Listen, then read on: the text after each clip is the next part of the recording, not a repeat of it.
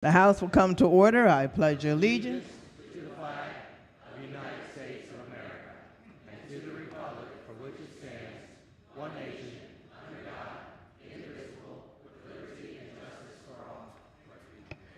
The prayer this morning will be offered by the good delegate representing Cecil County. Thank you, Madam Speaker. If you may, please bow your head. This is the opening prayer for the 106th Congress on 3/27/2000 from the Reverend Daniel P. Culligan, Congressional Chaplain. It's been adopted for the House of Delegates. We pray to you, Almighty God, an eternal God, ever present to our understandings and all of our needs. Touch every aspect of our lives with your holiness. Endow us with faith as we begin a new week in these activities in this Maryland House of Delegates. May your divine wisdom direct all of our deliberations and be revealed in all the proceedings and laws framed by this government. May the gracious work of your Spirit in us preserve peace, promote national happiness, and increase in the people of this state and nation dedication to industry, a sense of compassion for others, and useful knowledge, so that the blessings of so many in this state may be extended to all with equal liberty. May this House and this state be preserved in unity and enjoy the peace which the world cannot give, a deep and abiding peace, which is your gift alone to give. We pray to you who live and reign forever and ever. Amen. Amen. Quorum call. Madam Speaker.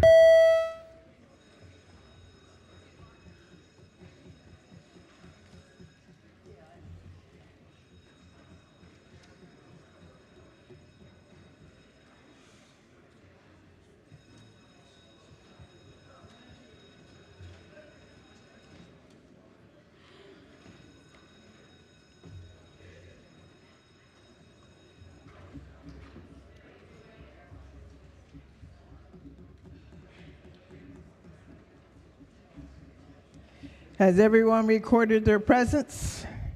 If so, the clerk will take the call. There being 114 members present, the House is now in session. Clerk will read the journal from the previous day. Annapolis, Maryland, March 13, 2024. Recognizing the Deputy Majority Leader. Thank you, Madam Speaker. Move so much be considered the reading of the journal. So ordered. Petitions, memorials, and other papers.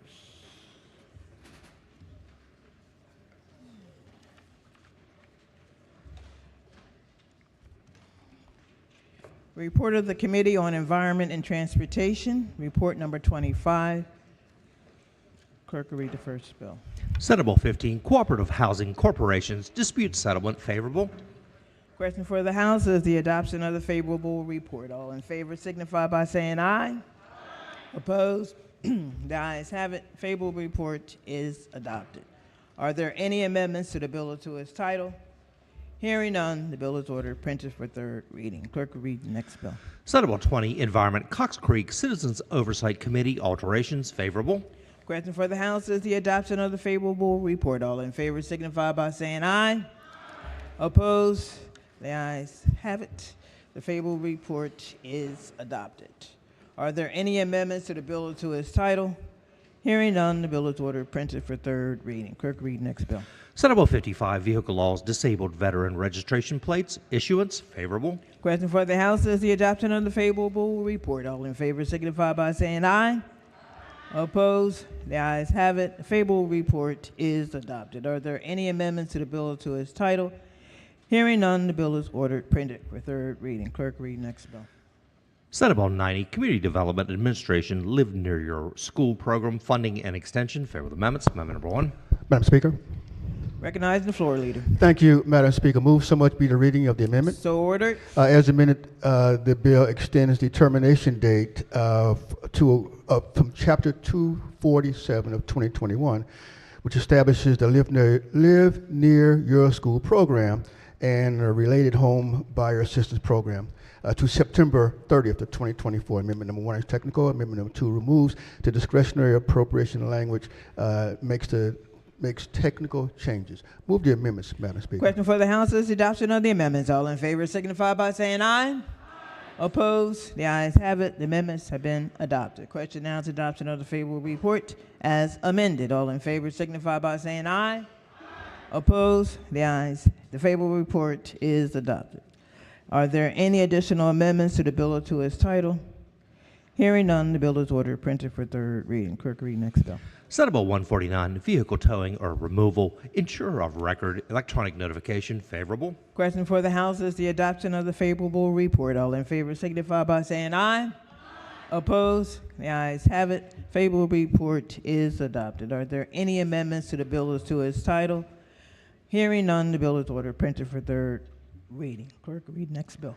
Senate Bill 156, Portable Baltimore, renaming, favorable. Question for the House is the adoption of the favorable report. All in favor signify by saying aye. Opposed? The ayes have it. Favorable report is adopted. Are there any amendments to the bill or to its title? Hearing none, the bill is ordered printed for third reading. Clerk will read next bill. Senate Bill 178, Agriculture Pollinator Habitat Plan, requirements for State Highway Administration, favorable. Question for the House is the adoption of the favorable report. All in favor signify by saying aye. Opposed? The ayes have it. Favorable report is adopted. Are there any amendments to the bill or to its title? Hearing none, the bill is ordered printed for third reading. Clerk will read next bill. Senate Bill 199, Residential Property, Affordable Housing Land Trust, authority to establish condominium regimes, favorable. Question for the House is the adoption of the favorable report. All in favor signify by saying aye. Opposed? The ayes have it. Favorable report is adopted. Are there any amendments to the bill or to its title? Hearing none, the bill is ordered printed for third reading. Clerk, read next bill. Senate Bill 207, Natural Resources, Northern Snakehead, common name, favorable. Question for the House is the adoption of the favorable report. All in favor signify by saying aye. Opposed? The ayes have it. Favorable report is adopted. Are there any amendments to the bill or to its title? Hearing none, the bill is ordered printed for third reading. Clerk, read next bill. Senate Bill 275, Vehicle Laws, Special Registration Plates, Gold Star, and Next of Kin Families, favorable. Question for the House is the adoption of the favorable report. All in favor signify by saying aye. Opposed? The ayes have it. The favorable report is adopted. Are there any amendments to the bill or to its title?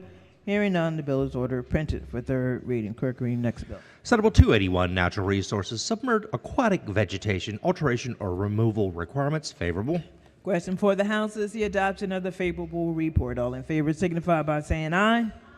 Opposed? The ayes have it. Favorable report is adopted. Are there any amendments to the bill or to its title? Hearing none, the bill is ordered printed for third reading. Clerk, read next bill. Senate Bill 284, Natural Resources, Sale, Barter, or Exchange of Mounted Specimens from Decedent's Estate, favorable. Question for the House is the adoption of the favorable report. All in favor signify by saying aye. Opposed? The ayes have it. The favorable report is adopted. Are there any amendments to the bill or to its title? Hearing none, the bill is ordered printed for third reading. Clerk, read next bill. Senate Bill 302, Commercial Northern Snakehead License, Gear, favorable. Question for the House is the adoption of the favorable report. All in favor signify by saying aye. Opposed? The ayes have it. The favorable report is adopted. Are there any amendments to the bill or to its title? Hearing none, the bill is ordered printed for third reading. Clerk, read next bill. Senate Bill 315, Vehicle Laws, Bike Lanes and Shoulders, Yielding Right-of-Way, Sarah Demming, Langenkamp Memorial Act, favorable. Question for the House is the adoption of the favorable report. All in favor signify by saying aye. Opposed? The ayes have it. The favorable report is adopted. Are there any amendments to the bill or to its title? Hearing none, the bill is ordered printed for third reading. Clerk, read next bill. Senate Bill 367, Natural Resources, Antlerless Deer Hunting Programs, authorization, favorable. Question for the House is the adoption of the favorable report. All in favor signify by saying aye. Opposed? The ayes have it. Favorable report is adopted. Are there any amendments to the bill or to its title? Hearing none, the bill is ordered printed for third reading. Clerk, read next bill. Senate Bill 418, Seed Community Development Anchor Institution Fund, alterations, favorable. Question for the House is the adoption of the favorable report. All in favor signify by saying aye. Opposed? The ayes have it.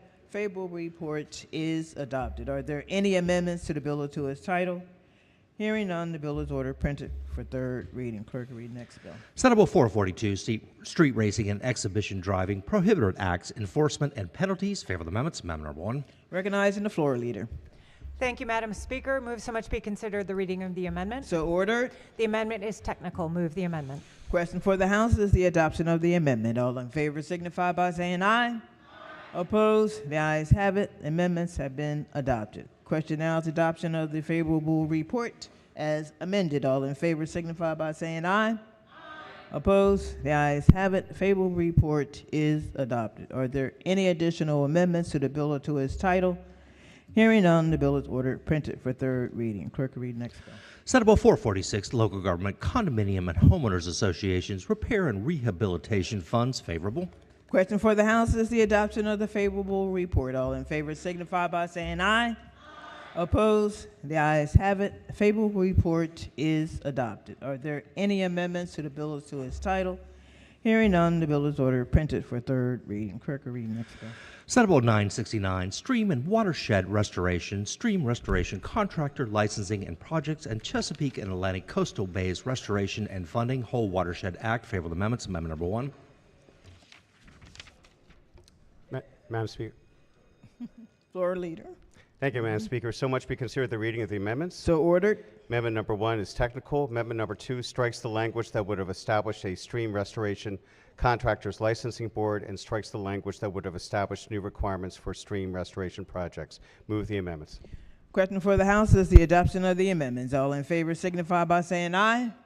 Opposed? The ayes have it. The amendments have been adopted. Question now is adoption of the favorable report as amended. All in favor signify by saying aye. Opposed? The ayes have it. Favorable report is adopted. Are there any additional amendments to the bill or to its title? Hearing none, the bill is ordered printed for third reading. Report of the Committee on Health and Government Operations, report number 22. Clerk will read the first bill. Senate Bill 667, State Procurement, Maryland State Board of Contract Appeals, Attorney's Fees. Favorable. Question for the House is the adoption of the favorable report. All in favor signify by saying aye. Opposed? The ayes have it. The favorable report is adopted. Are there any amendments to the bill or to its title? Hearing none, the bill is ordered printed for third reading. Clerk will read the next bill. Senate Bill 673, State Procurement, Small Business Reserve Program, Goals and Outreach Program. Favorable. Question for the House is the adoption of the favorable report. All in favor signify by saying aye. Opposed? The ayes have it. Favorable report is adopted. Are there any amendments to the bill or to its title? Hearing none, the bill is ordered printed for third reading. Clerk will read the next bill. Senate Bill 703, Board of Public Works, Transparency Data Dashboard. Favorable. Question before the House is the adoption of the favorable report. All in favor signify by saying aye.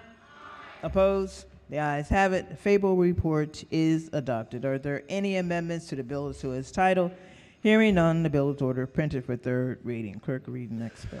Senate Bill 707, Armed Forces, Support of Military Families and Addition of Space Force. Favorable. Question for the House is the adoption of the favorable report. All in favor signify by saying aye. Opposed? The ayes have it. The favorable report is adopted. Are there any amendments to the bill or to its title? Hearing none, the bill is ordered printed for third reading. Clerk will read the next bill. Senate Bill 799, Health Occupations, Limited License to Practice Dentistry, Services for Adults. Favorable. Question for the House is the adoption of the favorable report. All in favor signify by saying aye. Opposed? The ayes have it. Favorable report is adopted. Are there any amendments to the bill or to its title? Hearing none, the bill is ordered printed for third reading. Clerk will read the next bill. Senate Bill 999, Certified Nursing Assistants, Licensing Requirements and Administrative Updates. Favorable. Question for the House is the adoption of the favorable report. All in favor signify by saying aye. Opposed? The ayes have it. The favorable report is adopted. Are there any amendments to the bill or to its title? Hearing none, the bill is ordered printed for third reading. Report of the Committee on Health and Government Operations, report number 23. Clerk will read the first bill. Senate Bill 413, Discrimination, Military Status, Prohibition. Favorable amendments. Amendment number 1. Recognizing the floor leader. Thank you, Madam Speaker. Move so much be considered the reading of the amendments. So ordered. Amendment number 1 is technical. Amendment number 2 prohibits discrimination for the purpose of housing and employment only and not in other areas of law, and strikes veterans from the definition of military status for the purpose of determining discrimination. Move the amendments. Question for the House is the adoption of the amendments. All in favor signify by saying aye. Opposed? The ayes have it. The amendments have been adopted. Question now is adoption of the favorable report as amended. All in favor signify by saying aye. Opposed? The ayes have it. Favorable report is adopted. Are there any additional amendments to the bill or to its title? Hearing none, the bill is ordered printed for third reading. Clerk, read next bill. Senate Bill 448, Study on African American Civil War Soldiers in Maryland. Favorable amendments. Amendment number 1.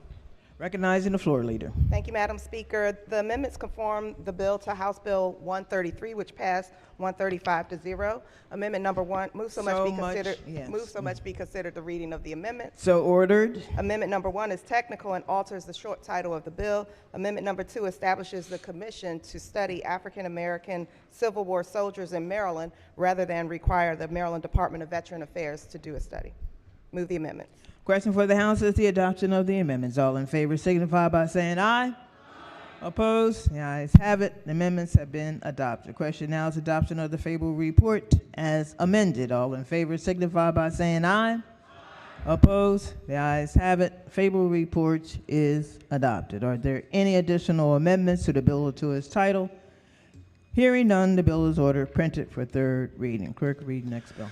Senate Bill 472, State Government Permits, Licenses, and Certificates Processing Transparent Government Act of 2024. Favorable amendments. Amendment number 1. Recognizing the floor leader.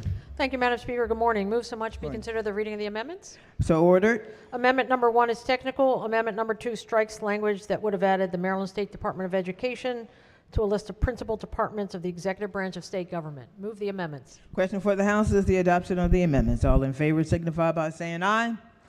Opposed? The ayes have it. The amendments have been adopted. Question now is adoption of the favorable report as amended. All in favor signify by saying aye. Opposed? The ayes have it. Favorable report is adopted. Are there any additional amendments to the bill or to its title? Hearing none, the bill is ordered printed for third reading. Clerk, read next bill. Senate Bill 666, Maryland Commission on Civil Rights Monetary Relief. Favorable amendments. Amendment number 1. Recognizing Vice Chair of the Committee. Thank you, Madam Speaker. Move so much be considered the reading of the amendments. So ordered.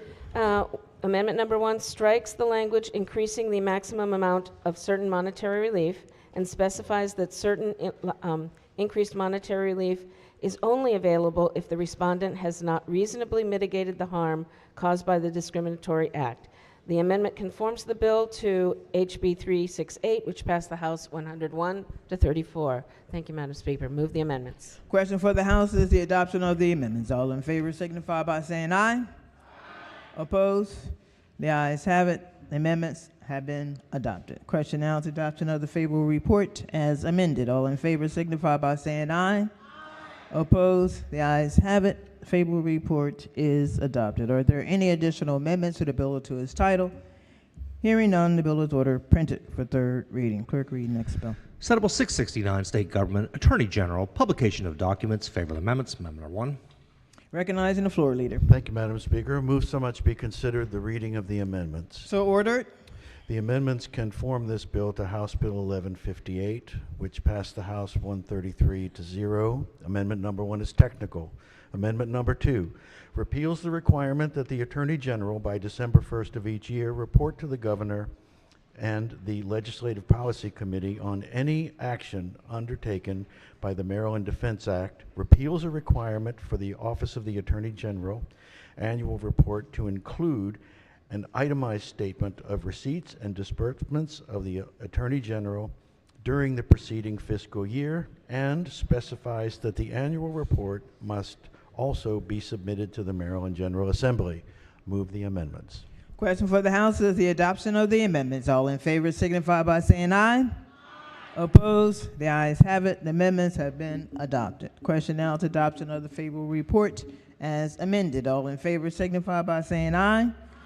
Opposed? The ayes have it. Favorable report is adopted. Are there any additional amendments to the bill or to its title? Hearing none, the bill is ordered printed for third reading. Clerk, read next bill. Senate Bill 830, State Board of Physicians Performance of X-ray Duties Without a License. Favorable amendments. Amendment number 1. Recognizing the floor leader. Thank you, Madam Speaker. Move so much be considered the reading of the amendment. So ordered. There's one amendment and makes a technical correction to the bill's termination date. Move the amendment. Question for the House is the adoption of the amendment. All in favor signify by saying aye. Opposed? The ayes have it. The amendments have been adopted. The question now is adoption of the favorable report as amended. All in favor signify by saying aye. Opposed? The ayes have it. The favorable report is adopted. Are there any additional amendments to the bill or to its title? Hearing none, the bill is ordered printed for third reading. Report of the Committee on Ways and Means, report number 22. Clerk will read the first bill. Senate Bill 72, tobacco tax stamp refunds lost due to theft, favorable. Question for the House is the adoption of the favorable report. All in favor signify by saying aye. Opposed? The ayes have it. The favorable report is adopted. Are there any amendments to the bill or to its title? Hearing none, the bill is ordered printed for third reading. Clerk will read the next bill. Senate Bill 108, income tax subtraction modification, police auxiliary and reserve volunteers, favorable. Question for the House is the adoption of the favorable report. All in favor signify by saying aye. Opposed? The ayes have it. The favorable report is adopted. Are there any amendments to the bill or to its title? Hearing none, the bill is ordered printed for third reading. Clerk will read the next bill. Senate Bill 122, education, provision of Maryland Youth Crisis Hotline telephone number, alteration, favorable. Question for the House is the adoption of the favorable report. All in favor signify by saying aye. Opposed? The ayes have it. The favorable report is adopted. Are there any amendments to the bill or to its title? Hearing none, the bill is ordered printed for third reading. Clerk will read the next bill. Senate Bill 215, small minority and women-owned businesses account, alterations, favorable. Question for the House is the adoption of the favorable report. All in favor signify by saying aye. Opposed? The ayes have it. The favorable report is adopted. Are there any amendments to the bill or to its title? Hearing none, the bill is ordered printed for third reading. Clerk will read the next bill. Senate Bill 248, libraries, regional resource centers, governing board membership, favorable. Question for the House is the adoption of the favorable report. All in favor signify by saying aye. Opposed? The ayes have it. Favorable report is adopted. Are there any amendments to the bill or to its title? Hearing none, the bill is ordered printed for third reading. Clerk will read the next bill. Senate Bill 291, persons doing public business, disclosure requirements, favorable. Question before the House is the adoption of the favorable report. All in favor signify by saying aye. Opposed? The ayes have it. The favorable report is adopted. Are there any amendments to the bill or to its title? Hearing none, the bill is ordered printed for third reading. Clerk will read the next bill. Senate Bill 321, property tax, credit for hotel or residential development projects, favor the amendments. Amendment number 1. Recognizing the floor leader. Thank you, Madam Speaker. Move so much to be considered the reading of the amendments. So ordered. The amendments conform the bill to House Bill 765 as it passed the House. It clarifies that a single residence is not eligible for the credit by requiring that a residential development include at least 20 units. Move the amendments. Question before the House is the adoption of the amendments. All in favor signify by saying aye. Opposed? The ayes have it. The amendments have been adopted. Question now is adoption of the favorable report as amended. All in favor signify by saying aye. Opposed? The ayes have it. Favorable report is adopted. Are there any additional amendments to the bill or to its title? Hearing none, the bill is ordered printed for third reading. Clerk will read next bill. Senate Bill 342, property tax, renters property tax relief program, assets calculation, favorable. Question before the House is the adoption of the favorable report. All in favor signify by saying aye. Opposed? The ayes have it. The favorable report is adopted. Are there any amendments to the bill or to its title? Hearing none, the bill is ordered printed for third reading. Clerk will read next bill. Senate Bill 425, Maryland Meals for Achievement in Classroom Breakfast Program, alterations, Maryland Meals for Achievement Flexibility Act of 2024, favorable. Question for the House is the adoption of the favorable report. All in favor signify by saying aye. Opposed? The ayes have it. The favorable report is adopted. Are there any amendments to the bill or to its title?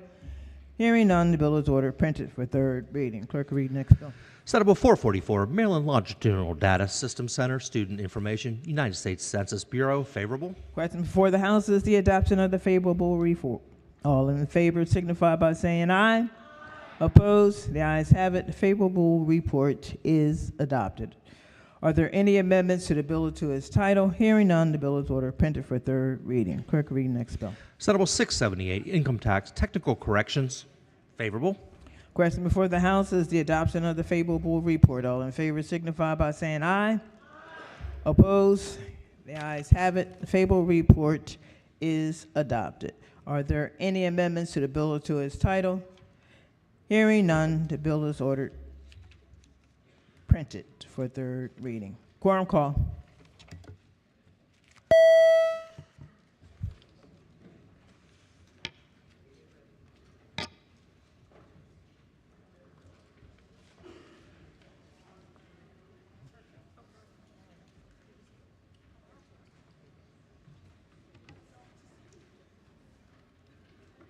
Has everyone recorded their presence?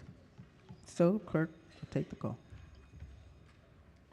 There being 139 members present, the House is still in session. Calendar of third reading, House Bills number 125. Clerk will read the first bill. House Bill 332, out-of-state motor vehicles, improper registration, report. Is on third reading and final passage. Is there any debate? If not, the clerk will call the roll. Madam Speaker. Has everyone recorded their vote? Does anyone care to change their vote? If not, the clerk will take the call. There being 137 votes in the affirmative, House Bill 332, having received a constitutional majority, is declared passed. Clerk will read the next bill. House Bill 573, Citizens Committee for the Enhancement of Communities Surrounding BWI Thurgood Marshall Airport membership. Is on third reading and final passage. Is there any debate? If not, the clerk will call the roll. Madam Speaker. Has everyone recorded their vote? Does anyone care to change their vote? If not, the clerk will take the call. There being 139 votes in the affirmative, House Bill 573, having received a constitutional majority, is declared passed.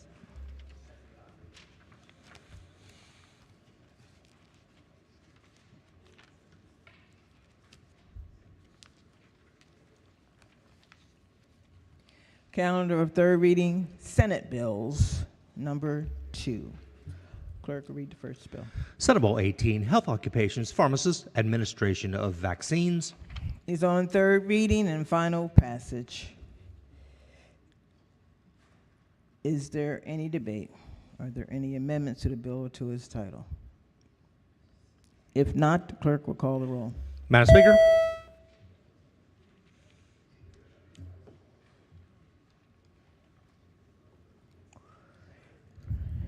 Has everyone recorded their vote? Does anyone care to change their vote? If not, the clerk will take the call. There being 102 votes in the affirmative, Senate Bill 18, having received a constitutional majority, is declared passed. Clerk will read the next bill. Senate Bill 50, Human Relations, Commission on Civil Rights, Appeal of Final Orders. Is on third reading and final passage. Are there any amendments to the bill or to its title? Is there any debate? If not, the clerk will call the roll. Madam Speaker. Has everyone recorded their vote? Does anyone care to change their vote? If not, the clerk will take the call. There being 139 votes in the affirmative, Senate Bill 50, having received the constitutional majority, is declared passed. Clerk will read the next bill. Senate Bill 88, Maryland Commission on Veterans and Military Families. Is on third reading and final passage. Are there any amendments to the bill or to its title? Is there any debate? If not, the clerk will call the roll. Madam Speaker. Has everyone recorded their vote? Does anyone care to change their vote? If not, the clerk will take the call. There being 139 votes in the affirmative, Senate Bill 88, having received a constitutional majority, is declared passed. Clerk will read the next bill. Senate Bill 106, State Board of Social Work Examiners, Board Membership and Certified Social Worker Licenses. Is on third reading and final passage. Are there any amendments to the bill or to its title? Is there any debate? If not, clerk will call the roll. Madam Speaker.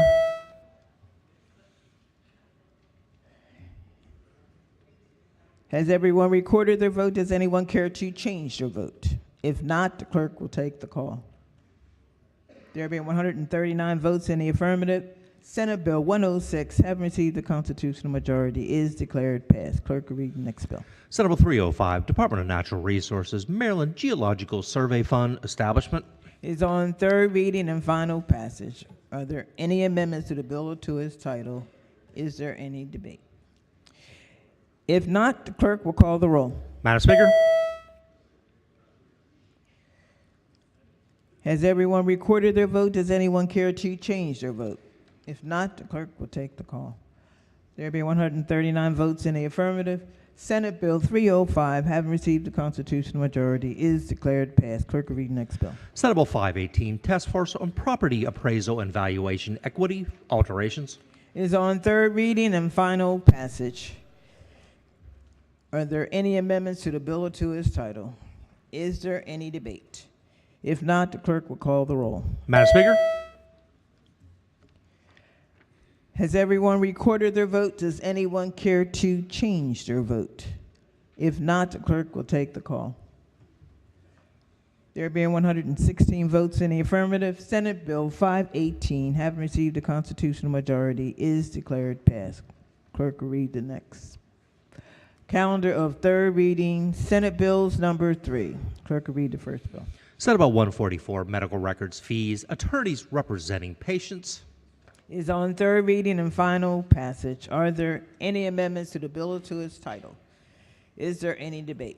If not, the clerk will call the roll. Madam Speaker.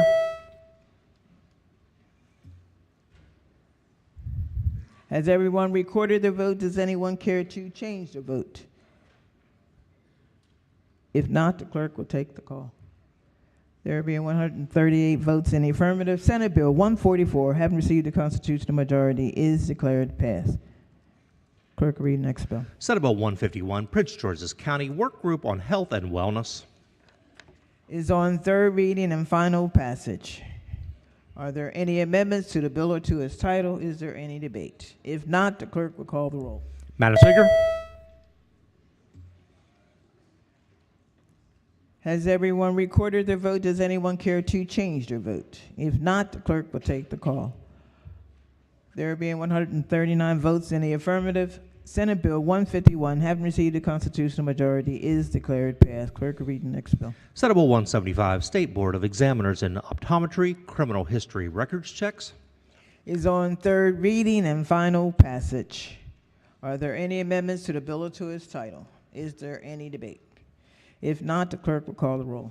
Madam Speaker. Has everyone recorded their vote? Does anyone care to change their vote? If not, the clerk will take the call. There being 139 votes in the affirmative, Senate Bill 175, having received the constitutional majority, is declared passed. Clerk, read the next bill. Senate Bill 183, State Procurement Prompt Payment of Suppliers.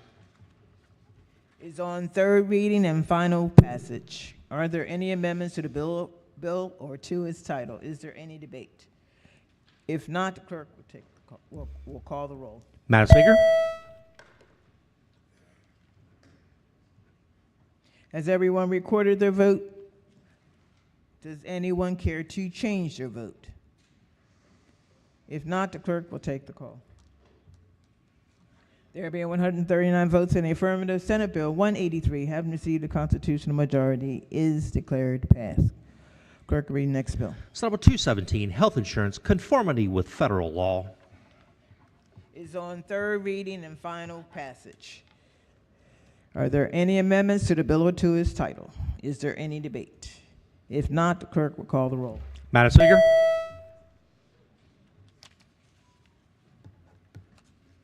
Has everyone recorded their vote? Does anyone care to change their vote?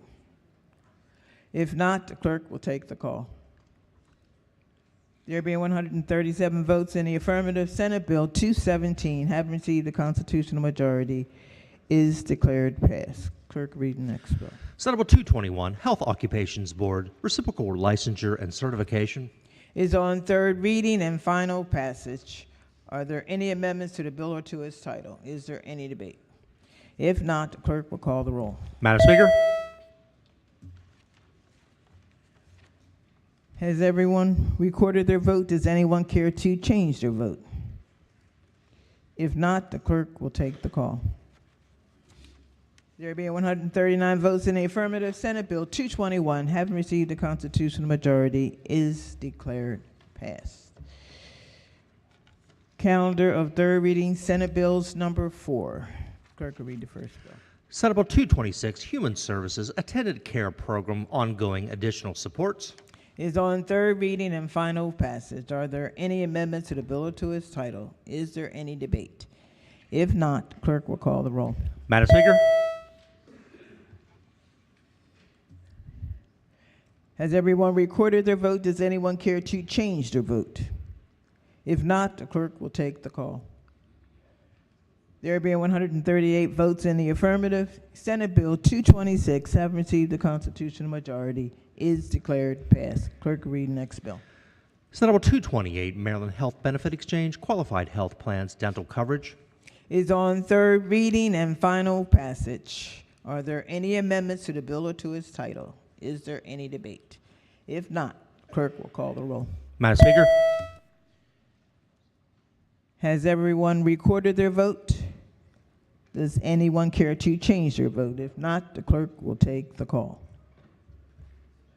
There being 135 votes in the affirmative, Senate Bill 228, having received the constitutional majority, is declared passed. Clerk will read the next bill. Senate Bill 253, Department of Natural Resources, Pay for Success Contracts, Procurement Exemption. Is on third reading and final passage. Are there any amendments to the bill or to its title? Is there any debate? If not, clerk will call the roll. Madam Speaker,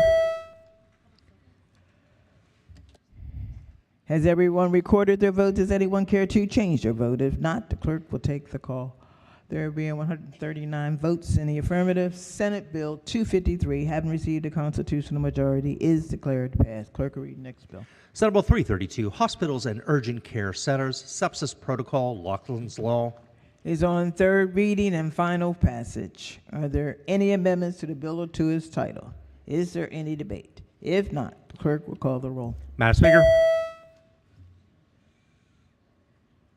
Has everyone recorded their vote? Does anyone care to change their vote? If not, the clerk will take the call. There being 138 votes in the affirmative, Senate Bill 332, having received a constitutional majority, is declared passed. Clerk will read the next bill. Senate Bill 341, Commission on African American History and Culture, Museum Name Change. It's on third reading and final passage. Are there any amendments to the bill or to its title? Is there any debate? If not, the clerk will call the roll. Madam Speaker,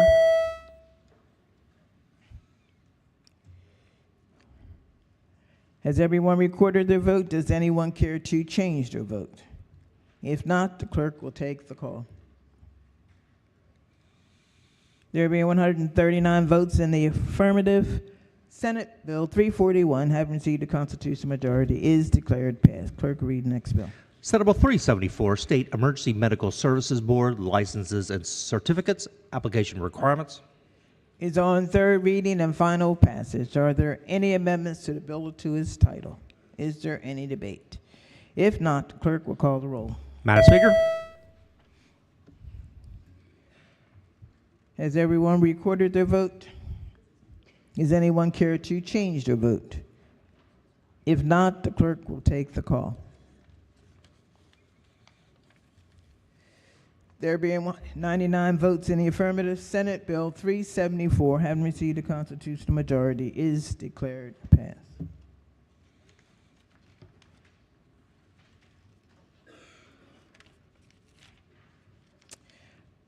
Calendar of third reading, Senate Bills number 5. Clerk will read the first bill. Senate Bill 403, Hospitals and Related Institutions, Residential Treatment Centers, Accreditation. It's on third reading and final passage. Are there any amendments to the bill or to its title? Is there any debate? If not, the clerk will call the roll. Madam Speaker, Has everyone recorded their vote? Does anyone care to change their vote? If not, the clerk will take the call. There being 139 votes in the affirmative, Senate Bill 409, having received a constitutional majority, is declared passed. Clerk will read the next bill. Senate Bill 409, Health Occupations, Clinical Marriage and Family Therapists, Reciprocal Licensure Agreements, Requirements. Is on third reading and final passage. Are there any amendments to the bill or to its title? Is there any debate? If not, clerk will call the roll. Madam Speaker, Has everyone recorded their vote? Does anyone care to change their vote? If not, the clerk will take the call. There being 139 votes in the affirmative, Senate Bill 409, having received the constitutional majority, is declared passed. Clerk will read the next bill. Senate Bill 411, Department of Veterans Affairs, renaming and Deputy Secretary of Military Family Policy and Programs. It's on third reading and final passage. Are there any amendments to the bill or to its title? Is there any debate? If not, clerk will call the roll. Madam Speaker, Has everyone recorded their vote? Does anyone care to change their vote? If not, the clerk will take the call. There being 139 votes in the affirmative, Senate Bill 411, having received the constitutional majority, is declared passed. Clerk will read the next bill. Senate Bill 412, Mental Health Law, County Mental Health Advisory Committee's membership. Is on third reading and final passage. You okay? Are there any amendments to the bill or to its title? Is there any debate? If not, the clerk will call the roll. Madam Speaker, Has everyone recorded their vote? Does anyone care to change their vote? If not, the clerk will take the call. There being 139 votes in the affirmative, Senate Bill 412, having received the constitutional majority, is declared passed. Clerk will read the next bill. Senate Bill 459, Grant Applications and Reporting, Maryland Efficient Grant Application Council, alterations. It's on third reading and final passage. Are there any amendments to the bill or to its title? Is there any debate? If not, the clerk will call the roll. Madam Speaker,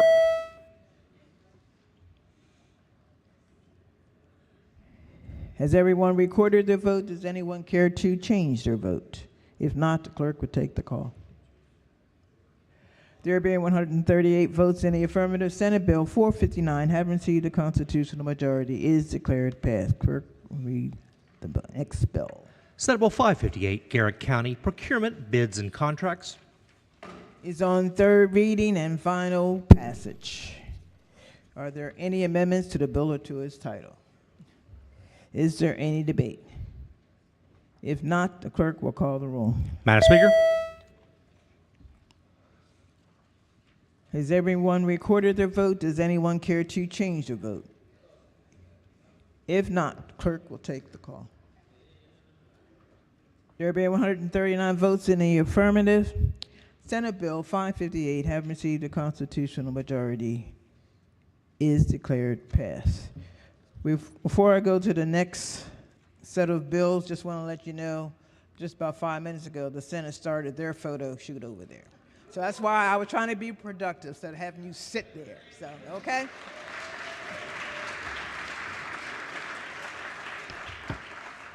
Calendar of third reading, Senate Bills number 6. Clerk will read the first bill. Senate Bill 573, General Provision, State Flag, Casket of an Eligible Decedent. Is on third reading and final passage. Are there any amendments to the bill or to its title?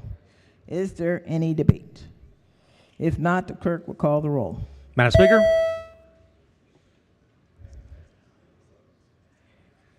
Has everyone recorded their vote? Does anyone care to change their vote? If not, the clerk will take the call. There being 139 votes in the affirmative, Senate Bill 573, having received the constitutional majority, is declared passed. Clerk, read next bill.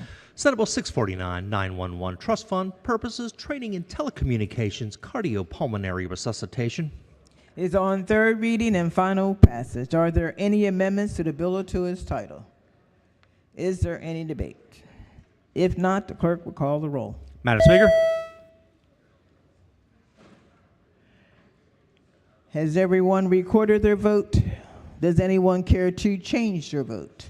If not, clerk will take the call. There being 137 votes in the affirmative, Senate Bill 649, having received a constitutional majority, is declared passed. Clerk, read next bill. Senate Bill 684, Health Insurance, Mental Health and Substance Use Disorder Benefits, Sunset Repeal and Modification of Reporting Requirements. It's on third reading and final passage. Are there any amendments to the bill or to its title? Is there any debate? If not, the the clerk will call the roll. Madam Speaker? Has everyone recorded their vote? Does anyone care to change their vote? If not, the clerk will take the call. There being 139 votes in the affirmative, Senate Bill 684, having received a constitutional majority, is declared passed. Clerk, read next bill. Senate Bill 701, Maryland Health Benefit Exchange, State-Based Young Adult Health Insurance Subsidies Pilot Program, amount of annual subsidies. Is on third reading and final passage. Are there any amendments to the bill or to its title? Is there any debate? If not, clerk will call the roll. Madam Speaker? Has everyone recorded their vote? Does anyone care to change their vote? If not, the clerk will take the call. There being 103 votes in the affirmative, Senate Bill 701, having received a constitutional majority, is declared passed. Clerk, read the next bill. Senate Bill 705, Health Insurance Qualified Resident Enrollment Program, Access to Care Act. Is on third reading and final passage. Are there any amendments to the bill or to its title? Is there any debate? If not, the clerk will call the roll. Madam Speaker?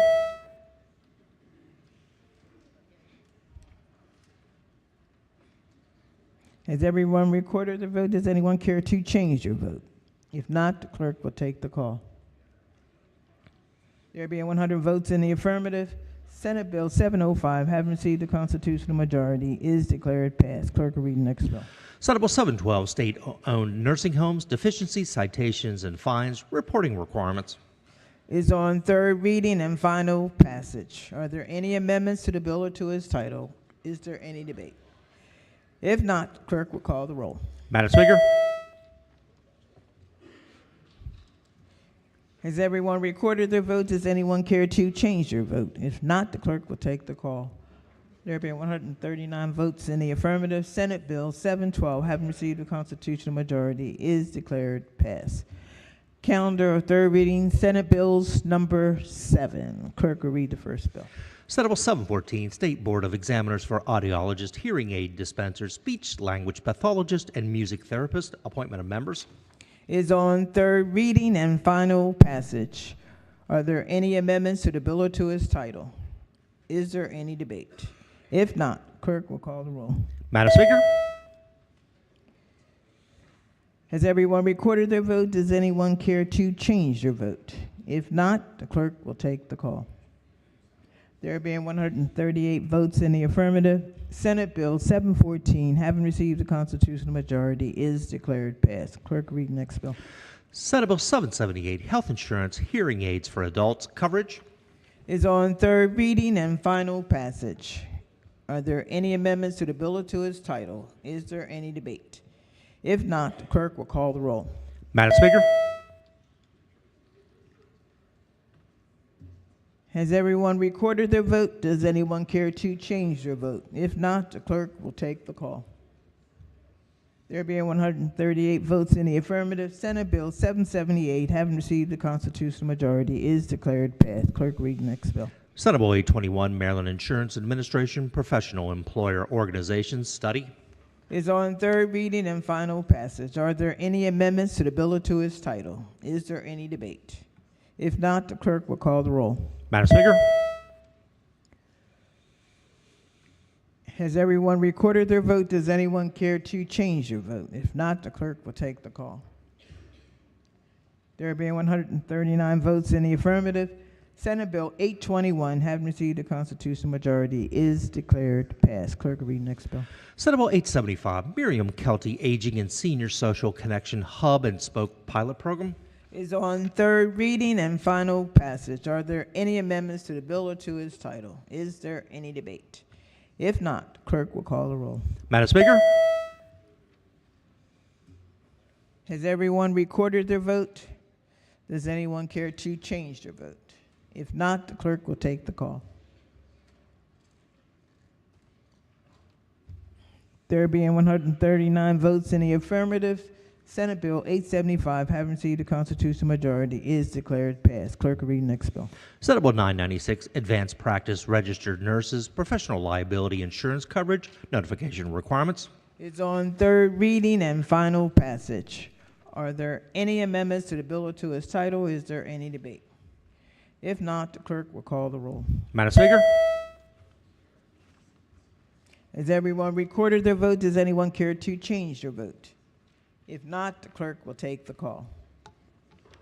There being 139 votes in the affirmative, Senate Bill 996, having received a constitutional majority, is declared passed. Calendar of third reading, Senate Bills number 8. Clerk will read the first bill. Senate Bill 197, Residential Service Agencies Reimbursement Personal Assistance Services.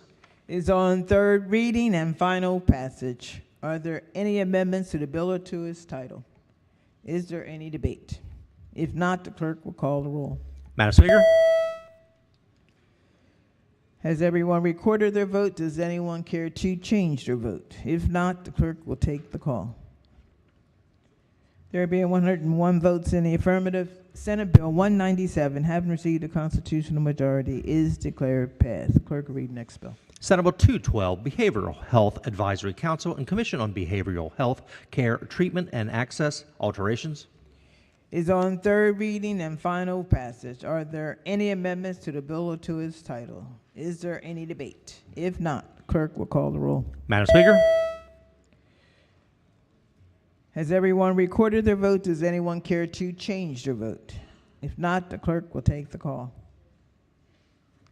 There being 139 votes in the affirmative, Senate Bill 212, having received a constitutional majority, is declared passed. Clerk, read next bill. Senate Bill 613, State Board of Long-Term Care Administrators, Requirements for Assisted Living Managers. It's on third reading and final passage. Are there any amendments to the bill or to its title? Is there any debate? If not, the clerk will call the roll. Madam Speaker? Has everyone recorded their vote? Does anyone care to change their vote? If not, the clerk will take the call. There being 139 votes in the affirmative, Senate Bill 613, having received a constitutional majority, is declared passed.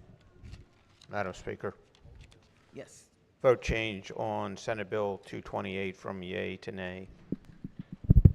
Any other vote change? Yes.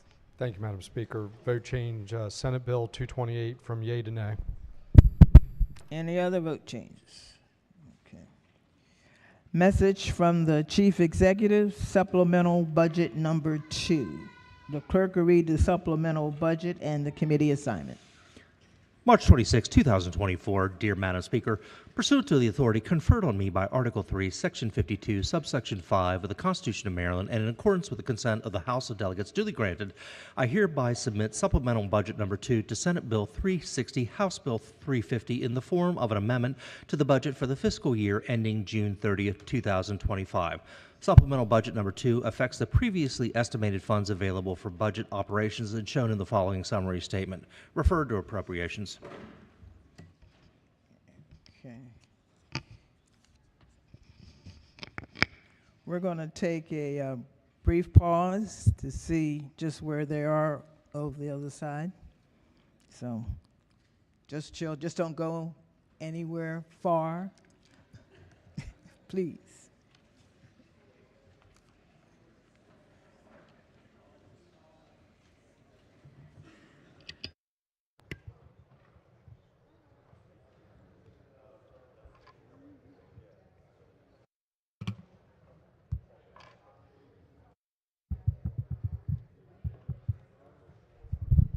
Madam Speaker.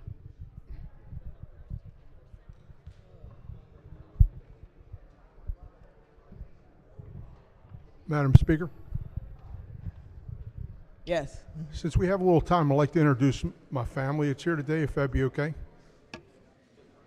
Yeah, sure. Go ahead.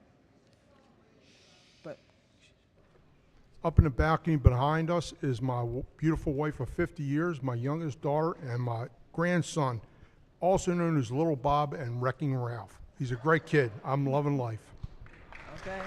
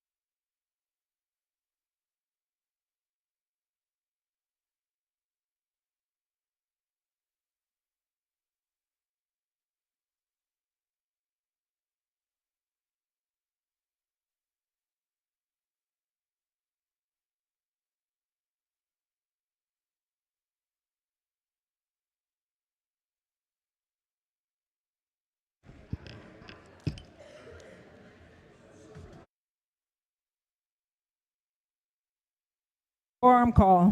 Madam Speaker.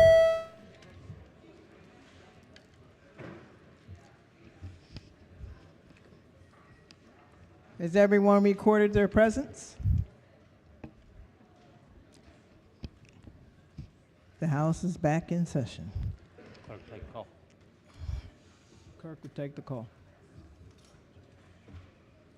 There being 136 members present, House is back in session. Special order calendar number 52. Clerk, read the first bill.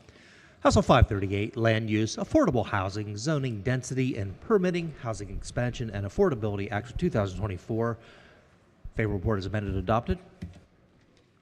Recognizing the minority whip. Thank you, Madam Speaker. I Special do order. have an amendment at the desk. I was hoping, however, to ask a quick question of a floor leader before presenting that amendment, if I could. Sure. Floor leader. Thank you, Madam Speaker. Good morning. Good morning. Good morning. I guess, barely. We got it in, yeah. So page 7, 8, 9 of the reprint in the bill as amended, it references 30%. I was hoping if you could just explain what the purpose of the 30% allowances for qualified projects is in the bill. Yeah, so in multifamily zones, qualified projects would get up to a 30% density bonus. The reason that's in the bill is that we want to provide an incentive for developers and for nonprofit organizations to work with us to address the affordable housing crisis in the state. Okay.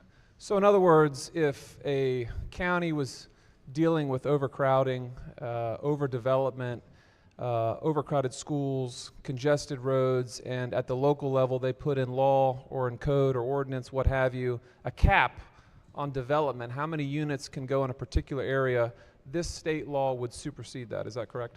So the state does have zoning preemption authority, and so we're saying whatever is approved at the county level, this is 30% higher than that, but the county still retains a lot of other options to deal with the infrastructure problems that you laid out. They can still assess impact fees, they can still make reasonable restrictions on setbacks or on lot sizes or on building heights, and they can still adopt adequate public facility ordinances, which Frederick County has done.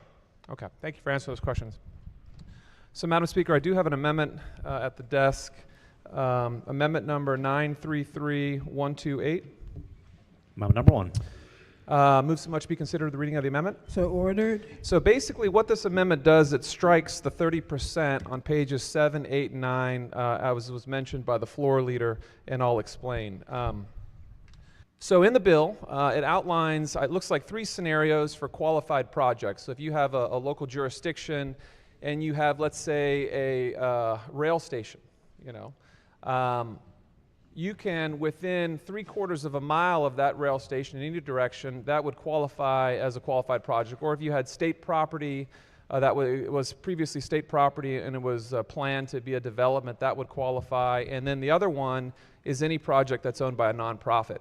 So what my amendment does is it strikes the 30% bonus, as was mentioned, because here's the deal, and I'll be very specific. In Frederick County, we got schools that are overcrowded that we can't pay for. We got roads that are overcrowded, which we can't replace. The growth is out of control. You see in the news in Frederick County, we're number one in growth. People moving there, all that's fine, but we're bursting at the seams. And I see a state bill that would basically supersede local officials who are trying to have smart growth, trying to have controlled growth so that we're not causing major strain on our populace. The way this bill reads, if you're a project that's owned by a nonprofit, guess what? You can now go 30% beyond a manageable growth level. If you're within 3/4 of a mile of a rail station, you can go 30% above what the local officials said is important. And let me tell you, in Frederick, we have rail stations in Brunswick, which is bursting at the seams. We have rail stations in Point of Rocks, and we have a rail station in downtown Frederick, which is bursting at the seams. To add insult to injury, I was at a school board meeting this past year where the school board was crying foul because we have schools that need repair, we have schools that need to be built, and literally across the street from the school board office, they want to put in a 1,200 unit residential development. And I don't know the math, right? Because I went to law school, so I didn't have to do math, but what's 30% beyond 1,200? It's a lot more. So what this bill is saying is that the hell with the local officials. We're going to put in manufactured home, low-income housing in any of these spots. And look, any nonprofit can take control of a development. I mean, so to be a qualified project, you just have to be a nonprofit, owned by a nonprofit. That seems pretty broad. You know, you've narrowed it down to rail stations. As I mentioned, the second largest city in the state has a rail station downtown. And then the third part is, you know, property that was owned by the state. So the amendment brings back to the 100% level. It just straight up removes the 30% for density growth. Madam Speaker, I move the amendment. Thank you. Floor Leader. Thank you, Madam Speaker. I appreciate, first of all, the minority whip offering the amendment to the committee ahead of time. I appreciate his comments. I would have to urge the body to resist the amendment for the simple purpose that it guts the bill completely.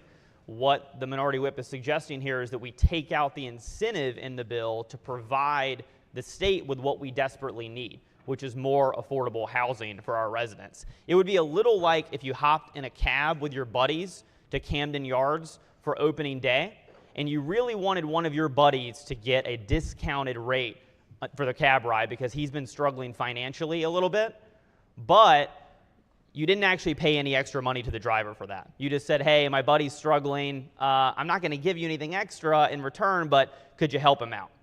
Unless your taxi driver is a nun, you're probably going to get some weird looks you're probably going to get some weird looks from the driver.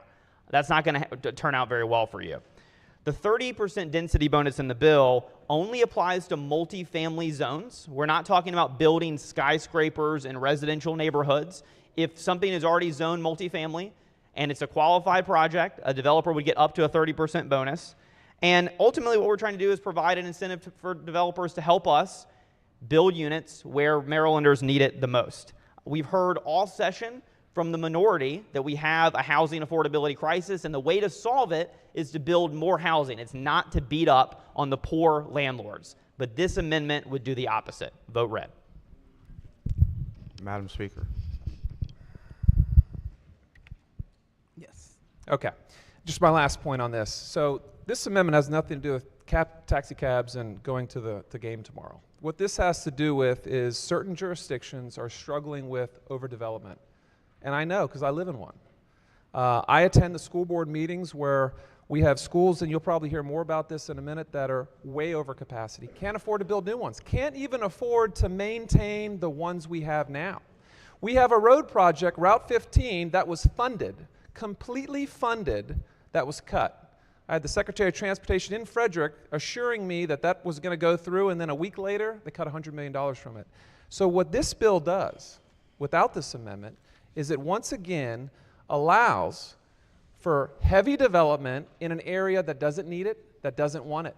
And that's why I put the amendment in. I didn't say that there couldn't be projects. I didn't say that they couldn't provide affordable housing for those that need it. What I said was that in an area that was already slam-packed with too many people, they couldn't go above 100%.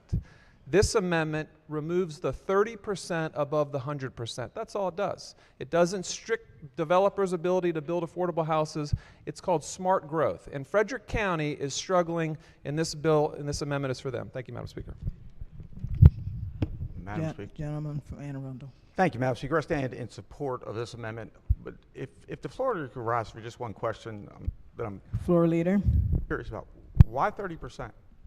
Why 30%? Well, I mean, we could ask all 141 members of this body what the right density bonus was, and everyone would come up for a different number, right? What we're trying to do is, on the one hand, provide enough housing, and on the other hand, do it in a way that respects neighborhood character. And the number that we came up with and the governor came up with is 30%.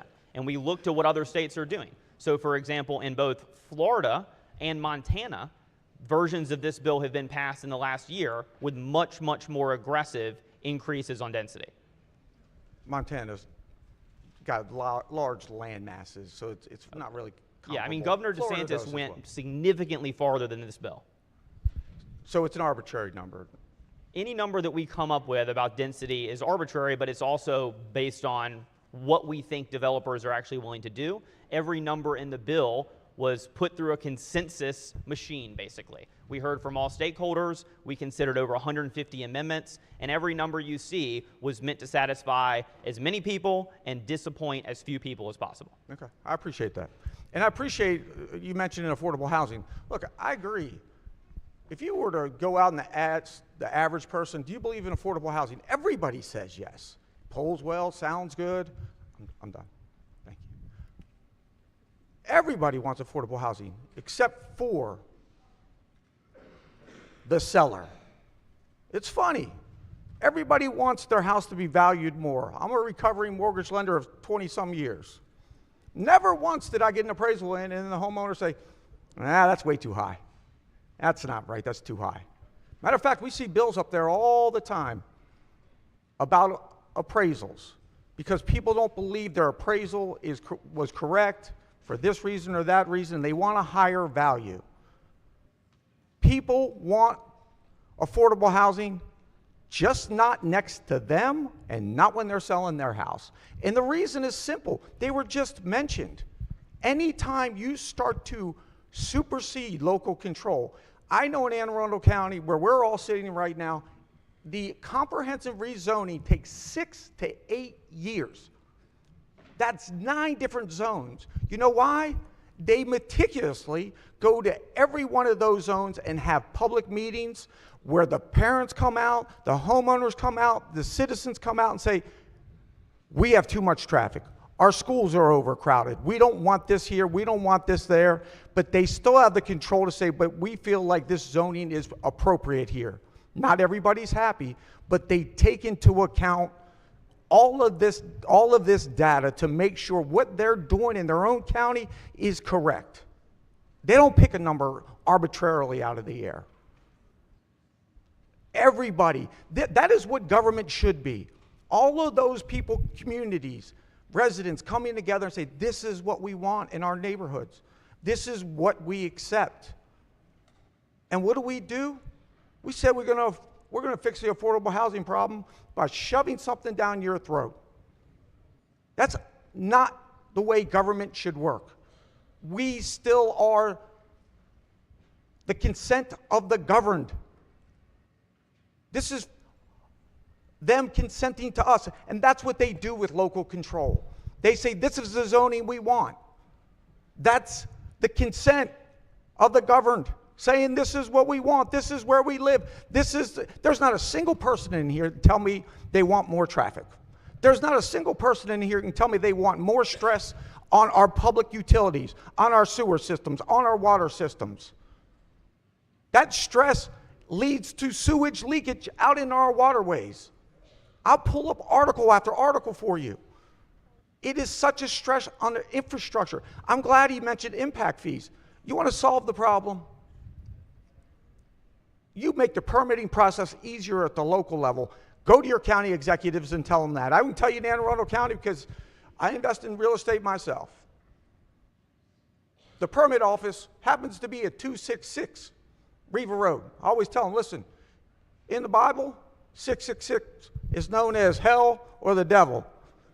You may not know you're going there, but you'll know you went through when you leave.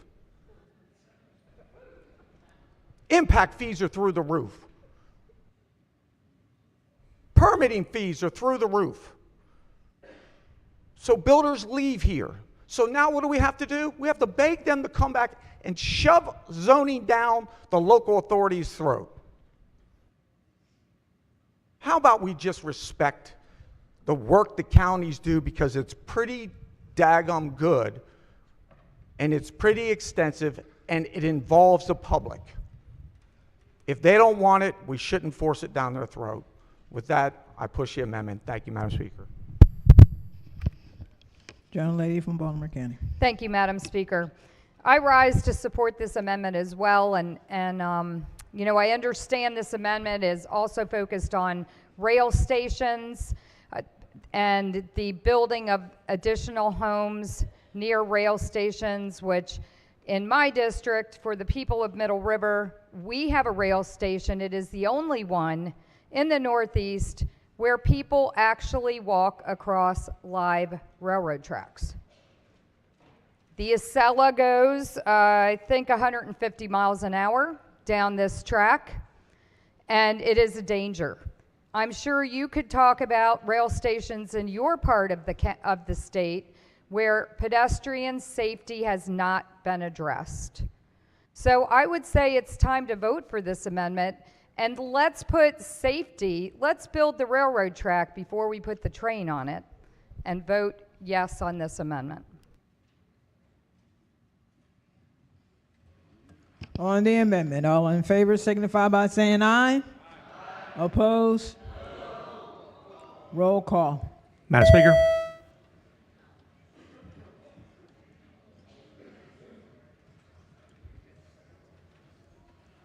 Clerk will take the call. The amendment fails. Are there any additional amendments to the bill or to its title? Amendment. Madam Speaker. The gentleman from Anne Arundel. Thank you, Madam Speaker. I have an amendment at the desk. It is amendment number 133429-1. Amendment number 1. Move so much be considered the reading of the amendment. So ordered. Body, this amendment is quite simple. It states that qualified projects under this bill may not be located in the attendance of an area of a public school that is over 150% of its state-rated capacity. Now, I can tell you, I live in a district, Crofton High School. It's been open for 5 years. We are already at 109% capacity. The feeders into that school, 101%, 101%, 99, 98, 98. I can go on. The rail districts that are located in my district, in my neighboring district, 173%. Elementary school, 173%. The decisions we make on these issues do not exist in a vacuum, okay? The way this bill is written overrides local planning and zoning, and that is going to impact schools. This amendment simply states that if we get to 150% capacity, that the locals can still have control. Ideally, we would have preferred an amendment that was closer to 110 or 120%, but I did not believe that would be accepted here on this floor, as there are many schools across the state that are already projected to hit those thresholds. So this bar is set quite a bit higher. Madam Speaker, therefore, I move the amendment. Floor leader. Thank you, Madam Speaker. I appreciate, again, the gentleman from Anne Arundel County sharing the amendment with the committee. What he talks about sounds really bad, right? Like we're going to have all this housing come in and our schools are already over capacity. But I want to be really clear. Many jurisdictions, most jurisdictions in the state of Maryland already have something called an adequate public facility ordinance. And a county's ability to adopt one is not in any way circumscribed by this bill. In fact, in Anne Arundel County, there already is an adequate public facility ordinance that is 100% capacity, not 150%. So right now in Anne Arundel County, I ran the numbers in the last few minutes. There are 20 schools in Anne Arundel County that are over 100% capacity. Those schools are already protected by Anne Arundel County's existing APFO ordinance. Under this amendment, only one school. It's actually Piney Orchard Elementary School in District 33A, which the gentleman referenced that's 173% capacity. That's one of the 20 that are over 100%. It's the only one, though, that's under 150%. So the reason I raise this is that the counties already have APFOs that are stronger, that are more nuanced than what this amendment adopts. This amendment would generate unintended consequences because if a nonprofit organization, let's say Habitat for Humanity or the ARC, they wanted to build all affordable disability housing or all affordable senior housing that generated very few, maybe zero school children, that would not be allowed next to, for example, the Piney Orchard Community Center on Stream Valley Drive. So let's let counties continue with their APFO ordinances because the reality is we have a 100,000 unit housing shortage in Maryland. That means there are currently 100,000 Marylanders living in suboptimal housing. They're already here. They're already going to our schools. They're just crammed in. We're talking about kids that are on inflatable mattresses in their parents' bedroom sharing a bathroom with them. That's what's happening now. We're trying to resolve that problem by adding more housing for the people that are here. This amendment would not help solve the problem and is much better suited to more nuanced and broader and better APFO ordinances that counties like Anne Arundel already have. Vote red. Okay. Maker of the amendment. Thank you, Floor Leader, and I appreciate that explanation. I see you don't have your intern on the floor today, so I appreciate you running those numbers. There are already schools. We talked about school issues, and I appreciate you bringing up the ARC. They're doing great work. The overcrowded schools are an obstacle to learning. This amendment simply just says at 150% capacity, which, as you mentioned, is just one school currently, and as we move forward, that could be more schools. This just puts guardrails around that capacity, and therefore I push the amendment. Gentleman from the Eastern Shore. Thank you, Madam Speaker. Could the floor leader rise for a couple questions on the amendment? Floor Leader. Good morning, still. Good morning. So I think there are a lot of unintended consequences with passing the bill as it is. That's why the minority party is talking about what are some of the possible outcomes and what will happen if this bill passes in practice. But I guess my question on this amendment is many schools have temporary classrooms. In other words, they solve some of their problems for how many students can go to a school based on less than ideal facilities. It's just the way it is. A temporary classroom on the Eastern Shore ends up being like a manufactured house, so that it has a physical place to house students, but it's not a school in a traditional sense. And so my question is, in Delaware, okay, for the past 10 or 15 years, as long as I've been in office, but longer than this, there's been overheated development. I mean, it has been substantial. Infrastructure problems are clear there. If you talk to a Delaware rep from southern Sussex County, you'll hear them talk about how development has outstripped any number of different infrastructure projects. But certainly schools and the ability to house the students that are needing to learn in these schools. So the amendment speaks to the concern. You may, again, question the percentage that the maker of the amendment put in place, but I don't think we can argue the general philosophy here that there can be an unintended consequence should we not try to address some of these infrastructure concerns, which you seem to be resisting on the floor here. Thank you again for the ability to clarify this, delegate. So first of all, I'm very familiar with these portable classrooms. In fact, the aforementioned intern who I brought on the floor will attend an elementary school in Montgomery County Public Schools this fall with some portable classrooms. I'm very familiar with the problem. The point I was making on this amendment is that counties are already empowered to solve the problem. And the bill does not limit their ability to create an adequate public facility ordinance. I know that you represent 8 or 9 or 12 proud counties on the Eastern Shore. I lose track. I don't know how many of those, I'm kidding about, I don't know how many of those have an APFO, but they are already empowered to address this problem. Adequate public facility ordinances allow counties to block housing when they feel like their infrastructure needs do not satisfy it. And usually those APFO percentages are at 100%, not 150%, which is in this amendment. So this amendment, at best, is unnecessary because counties can already do it. At worst, as I said, it has unintended consequences because, for example, in areas that are over 150%, but there's a proposed housing a building that's, for example, all seniors or all disabled people that wouldn't actually generate any more school children, that may be something that a county would be willing to accept, but under this amendment, they would not be able to. But Mr. Floor Leader, I would say it in the reverse. By not having this amendment, you're leaving out the possibility that you could have a housing project that would throw the population base of a school system out 150 or more percent because we don't seem to be prescriptive. You're saying that the local counties have some control mechanism to resolve it. We're saying in the amendment that by not even discussing it, we leave out the possibility that maybe a county says, you know what, we'd be cool with a school being over populated by 150% if we're able to produce affordable housing. So by not addressing at least this in the legislation, you are leaving this opportunity on the table. No, because every county can pass an APFO. We're not leaving anything on the table. What about a county? If the county is inspired by the delegate's amendment and doesn't have an APFO already on the books and wants to do this, there's nothing stopping them from doing that. What I'm saying is that usually those APFO provisions are much more nuanced, much more finely crafted than just a blanket, anything over 150, you're out. Usually they're at 100, and with exceptions, for example, for senior housing.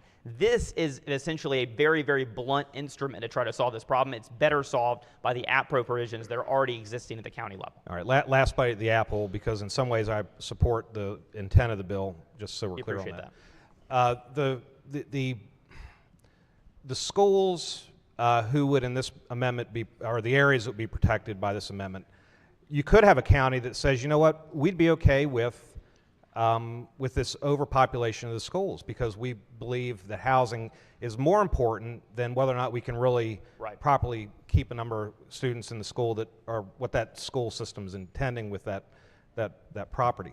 You know, that That's school. right. So again, is that a good policy for this legislature to adopt? Because I'm not saying, don't take the defensive when I ask the question, Floor Leader. Take the affirmative, which is, you know what, this could actually happen unless we address it in the amendment. I'll let you answer and then I'll Yeah, I close. appreciate that. So again, we're hearing both sides here. We're hearing on the one hand from our gentleman, from our friend over from Anne Arundel County, we're hearing concerns about lack of local control in the bill. Here with this amendment, we're saying, well, what if we have a county that wants more housing and more than they want non-overcrowded schools? Let's go ahead and preempt them with this amendment to force the preference on them. I would say with this amendment, let's vote red and preserve local control. Okay, and Madam Speaker, I'd say let's vote green and try to adopt the minority party's concerns, which have to do with infrastructure, and while well-intended, this legislation, we clearly are going to have unintended consequences. I think the minority party is asking the right kind of questions through these amendments. Please move the amendment. Gentlelady from Hartford. Thank you, Madam Speaker. I just have a quick question. I hope it's quick for the floor leader. Floor Leader. What's Hi, up? Good morning. So on page 5 of 11 of the committee amendments, there's a section B, and it talks about preemption. It says the powers granted to local jurisdictions under this subtitle do not come all the way down to 4, preempt or supersede the regulatory authority of any unit of the state under any public general law. What units of the state would that be? What does this do in practice? Because it feels like a department could simply make up a policy and the counties are, you know, forced to follow whatever they say. And then now we are out of it. We're not making the choices. Yeah, so believe it or not, I don't know every single provision of the bill off the top of my head. I'm shocked My right understanding now. of that one, though, is existing law. It's just basically stating existing law that the state has the ability to preempt localities when it comes to zoning authority. Okay, and this doesn't look like existing language. It looks like new, it's underlined, so, but maybe it is existing. But, so in practice, you don't know, so the Yeah, I state mean, I think we say- may be pulling that from a different section of the code, which is why it's there. But the reality is the state under the Constitution has first order zoning authority. Now, we've delegated that to counties over the years. So when people say local zoning authority, that's a power that we gave them. And in this bill, in a very, very limited way, we're saying if you're not doing enough to create a housing, we're going to relinquish our power. And I assume that's what that section is talking about. Yeah, there's a couple things. I mean, obviously that's the fourth thing listed under there, but so is my assumption correct that a department could simply say, we're now going to allow 175% capacity, that's going to be fine, and we will no longer be allowed to make a policy locally? No, are you talking about the Department of the Administration? Sure, yeah. No, I mean, no, this they says wouldn't. any unit of state, so who are they? No, no. I think that's basically just talking about the state legislature. We, as a body, elected by our constituents under the Maryland Constitution, have this authority. Right. There would be no regulatory power for the administration to sort of subvert the will of the legislature. Let's double check. Can we phone a friend on this one? Because I just want to make sure that we don't have a Department of Housing. Our friend tells me I'm right, which is I'd love to hear. Okay. Yeah. It We does- phoned a it friend does and they feel said, good to be right as always, sometimes. Delegate Stewart, you're awesome. So Oh I'm my glad that we got a goodness. chance to verify It's a that. blessing to have such a great friend. They may just be blowing some smoke, but okay. Never, So never. I'm still a little concerned. If this is existing language, I already think it's a problem, and I see the gentleman's concern about overcapacity schools, and I understand that there's maybe some issue between us preempting, not preempting, preempting, not preempting. I hear you on that, but I don't think any of us think it's okay. I don't think any of us want our kids in a school that's 175% over capacity. I mean, I think we could all probably agree that's not appropriate. Yes, the question is not whether we like overcrowded schools in the majority party. We're not saying that we like overcrowded schools at all. In fact, that's why I'm saying, hey, if your county hasn't passed an APFO already, that may be something you want to do. What we're simply saying is that we shouldn't have the blanket policy at some sort of super high percentage because it's not nuanced. It's going to reject new housing even when it doesn't generate school children. It doesn't make any sense to reject housing for seniors or people with disabilities, for example, that may generate at most, 1 or 2 kids, but lots of housing for people who need it in the name of school overcapacity. It doesn't make any sense. That's why counties have much more detailed laws on the books, and that's why this bill empowers them to keep those laws. And do all of our counties do that? All of our counties? A majority of them do, but we're not stopping them. If new counties after this floor debate want to adopt one, go ahead. Okay, thank you. I appreciate your answers. Thanks. Madam Speaker. Gentlelady from Frederick. Thank you, Madam Speaker. Would the floor leader please rise? Floor leader. Thank you. So I would like for anyone who was on a school board, any of my colleagues who were ever on a school board, I want you to kind of think about this amendment in terms of your former work. So in Frederick County, we don't have one APFO for the entire county. I mean, we have one, but we also have a city APFO, and we also have our municipality APFO.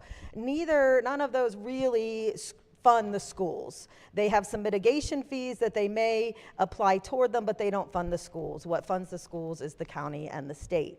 So we, as a county, when you're on a county school board, you actually have to look at those competing APFOs. And one of my very, very significant concerns that I'm thinking about, because I like you to kind of visualize, and on the eastern end of Frederick County, right when you're coming into Frederick County, we have in the city, we have a train station right by coming into downtown, and then we also have another one over behind the mall, over out behind the Target.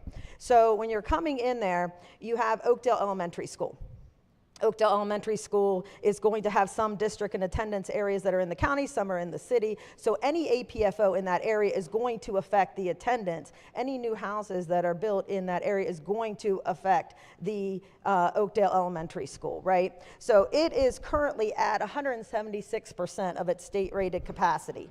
And part of the problem is that they are looking at, this is what they're looking at doing. They are actually looking at, to alleviate this, because we can't get a new elementary school built over there in the next 3 to 5 years, and it's a high growth area, already expecting over 100 more students for the next year. They are looking at busing an entire grade of students to a nearby church or to a lower capacity school until the new area school that is supposed to be completed in 3 years. So they're already looking at these problems.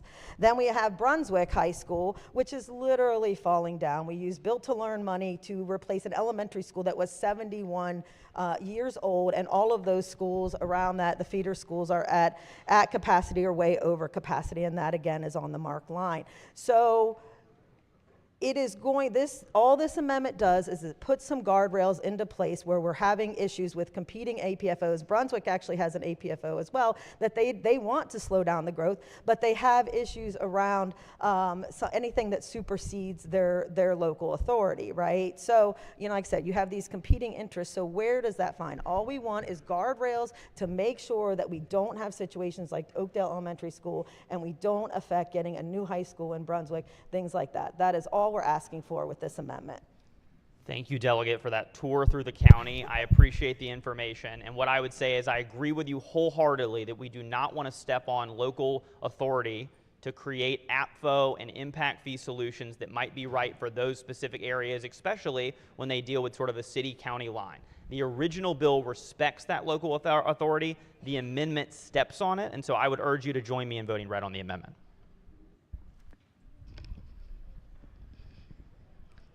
Gentleman from Anne Arundel. Thank you, Madam Speaker. Floor Leader, you had mentioned a couple different things about APFO. It sounds like you might be open for an amendment to 100% capacity. The development threshold, sorry, would you like to answer to that? The classroom sizes are just going to negatively impact. I mean, the floor debate's been great this morning. We can talk about percentages. I run numbers. We have multiple schools. Maryland City, 123%. Meade High School, 102%. North County High School, 120%. These schools are already approaching thresholds. This just puts guardrails around it at the state level that protects it from going over 150%. Therefore, Madam Speaker, I urge the body to vote green on this amendment, and I push the amendment. On the amendment, all in favor signify by saying aye. Oppose? Roll call. Madam Speaker?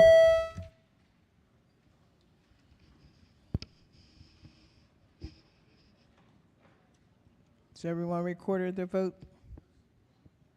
Clerk will take the call. The amendment fails. Are there any additional amendments to the bill to its title? Gentleman from St. Mary's. Thank you, Madam Speaker. I got an amendment at the desk. Amendment number 173626/1. Amendment number 1. So be considered a reading of the amendment. So ordered. Thank you, Madam Speaker. What this amendment does is strike the language in the bill dealing with deed restrictions on the affordable dwelling. What this bill aims to do is 25% of the units, I guess that's 1 out of every 4, are supposed to be restricted in the price to 60% of the median income for that area. It restricts the deed and how much the property can escalate. Now, I'm really looking forward to this debate because the committee, I think, agrees with me. Because as drafted, it came in at 50%. Now the bill was amended to 25. So they're moving in the right direction. I'm just asking them to take the other 25 off. And the reason is for the people that own houses, this is a bad decision to restrict how much the property can increase in price. Think about it. We're going to have a buyer buy at today's interest rates, which, let's face it, over the last 10, 20 years are historically high. And then they can't get the property appreciation caused by high rates of inflation. It limits that. If you have a neighbor in one of these units, why would they fix up their property and maintain it? Why would they invest in it and improve it if the property can never be worth market value? And I was reminded when this bill came up of a story of my friend Juliet. Juliet was a woman. She lives in St. Mary's. She made the costly mistake of taking a promotion from her job and making a little extra money. And what that did was it put her off the welfare cliff there, and she ended up losing her Section 8 voucher. And at the time, in the unit she was renting, it was $1,350 a month. So I get a phone call. She's like, I need to find another place to live. I said, well, I can help you with that. What are you looking for? How much can you afford? She's like, I can afford $1,000 a month. So she came out, and we looked at 3 or 4 different condos and another townhouse. And, nothing really piqued her interest. And she's like, I never really lived in a condo, have a townhouse now. I just can't afford it. And I said, well, have you ever thought about buying this unit? Maybe you can buy it. She said, oh, no, I can't afford that. I don't have any money. I've been on Section 8 my entire life. And I said, well, maybe I think you can. So after about 3 or 4 months, we end up rehabbing her credit. And I'm happy that she ended up buying that house on a USDA loan, 0% down. Her payment was $815 a month. This happened right before COVID, like 2019. She saved $500 a month. I was reminded of how this story plays with this bill because about 2 weeks ago, I get an email Zestimate from Zillow. Everything I deal with, I always list on Zillow. I get an email. That house has increased in value by $75,000. Now, this woman had nothing, and now she is sitting on some equity. I don't know why we wouldn't allow her to attain that equity. That's why I'm pushing this amendment. I think it's a good amendment, and ask you for a green vote on it. Thank you, Madam Speaker. Thank you, Madam Speaker. I again appreciate the gentleman sharing the amendment with the committee, and I'll try to be brief. The scenario he described has nothing to do with the bill. This bill has nothing to do with people who buy homes that are already existing and they're owners of like single unit or single family home, and now, we're worried that the value can't appreciate because there's a deed restriction. That's not what we're talking about. What we're talking about is the ability of developers to build new, usually it's going to be new rental housing buildings, and there's going to be a deed restriction that a certain percentage of those new units that are rental units have to be affordable in the deed for at least 40 years. This may sound strange to some of you. This is a totally normal way to do prolonged affordability. Basically, every project that we have that's funded by DHCD or the federal government in the state of Maryland has these deed restrictions in there. They're very normal, and it has nothing to do with people's inability to build equity or build wealth in homes that they purchase. That's not what we're talking about. And if any of those rental units were converted to an ownership opportunity, that's something that the buyer would know when they purchase the unit, and they could bake that into the purchase price. What this amendment would do is gut all the affordability provisions of the bill. I would urge the body to resist it. The whole point of the bill is to provide the density bonuses as an incentive to get levels of affordability because we desperately need it. We need housing for our firefighters. So, for example, 60% AMI is a firefighter or a police officer in Frederick County. 60% AMI is a married couple in Allegheny County who one is a retired or disabled veteran, and the other one works part-time and takes classes at Frostburg College. 60% AMI in St. Mary's would be a single mom who's a school teacher. These folks need our help. They're not low income. They're not trash. They need us, and they need us to vote right on this amendment. Madam Speaker. I don't know who got up first. Gentleman from Anne Arundel. Thank you, Madam Speaker. Floor Leader, you just talked about a lot of local jurisdictions. I'm reading in the fiscal note, it says, this bill is expected to be implemented with existing resources in many jurisdictions based on information received from a small number of jurisdictions. Were any of those jurisdictions that you just mentioned part of the feedback and the development of this bill? Floor Leader. I can't speak for the fiscal note drafters, but what I can say is that we took amendments and thoughts and feedback from jurisdictions across the state, rural, urban, suburban, red, blue, and everything in between. This is not a partisan issue. As I mentioned, Governor DeSantis, Montana. It doesn't mean he's right. I don't care about Ron DeSantis. Okay. It doesn't mean he's right, okay? I don't care. We're talking about this bill right here, right now in Maryland. I don't care about Florida. I don't care about Ron DeSantis. Okay. Just because I'm a Republican standing up, I don't care about Ron DeSantis. Let me say that again. Okay, I don't care about Ron DeSantis. Okay, we heard that 4 times. Well, okay. So have we. Okay. You have something else to say? So my question is, are those local jurisdictions that you talked about part of the formulaic equation and the development of this bill? Yes. They were. They were part. Every one of those ones that you just talked about. Based on the language of this bill, it doesn't really sound like it.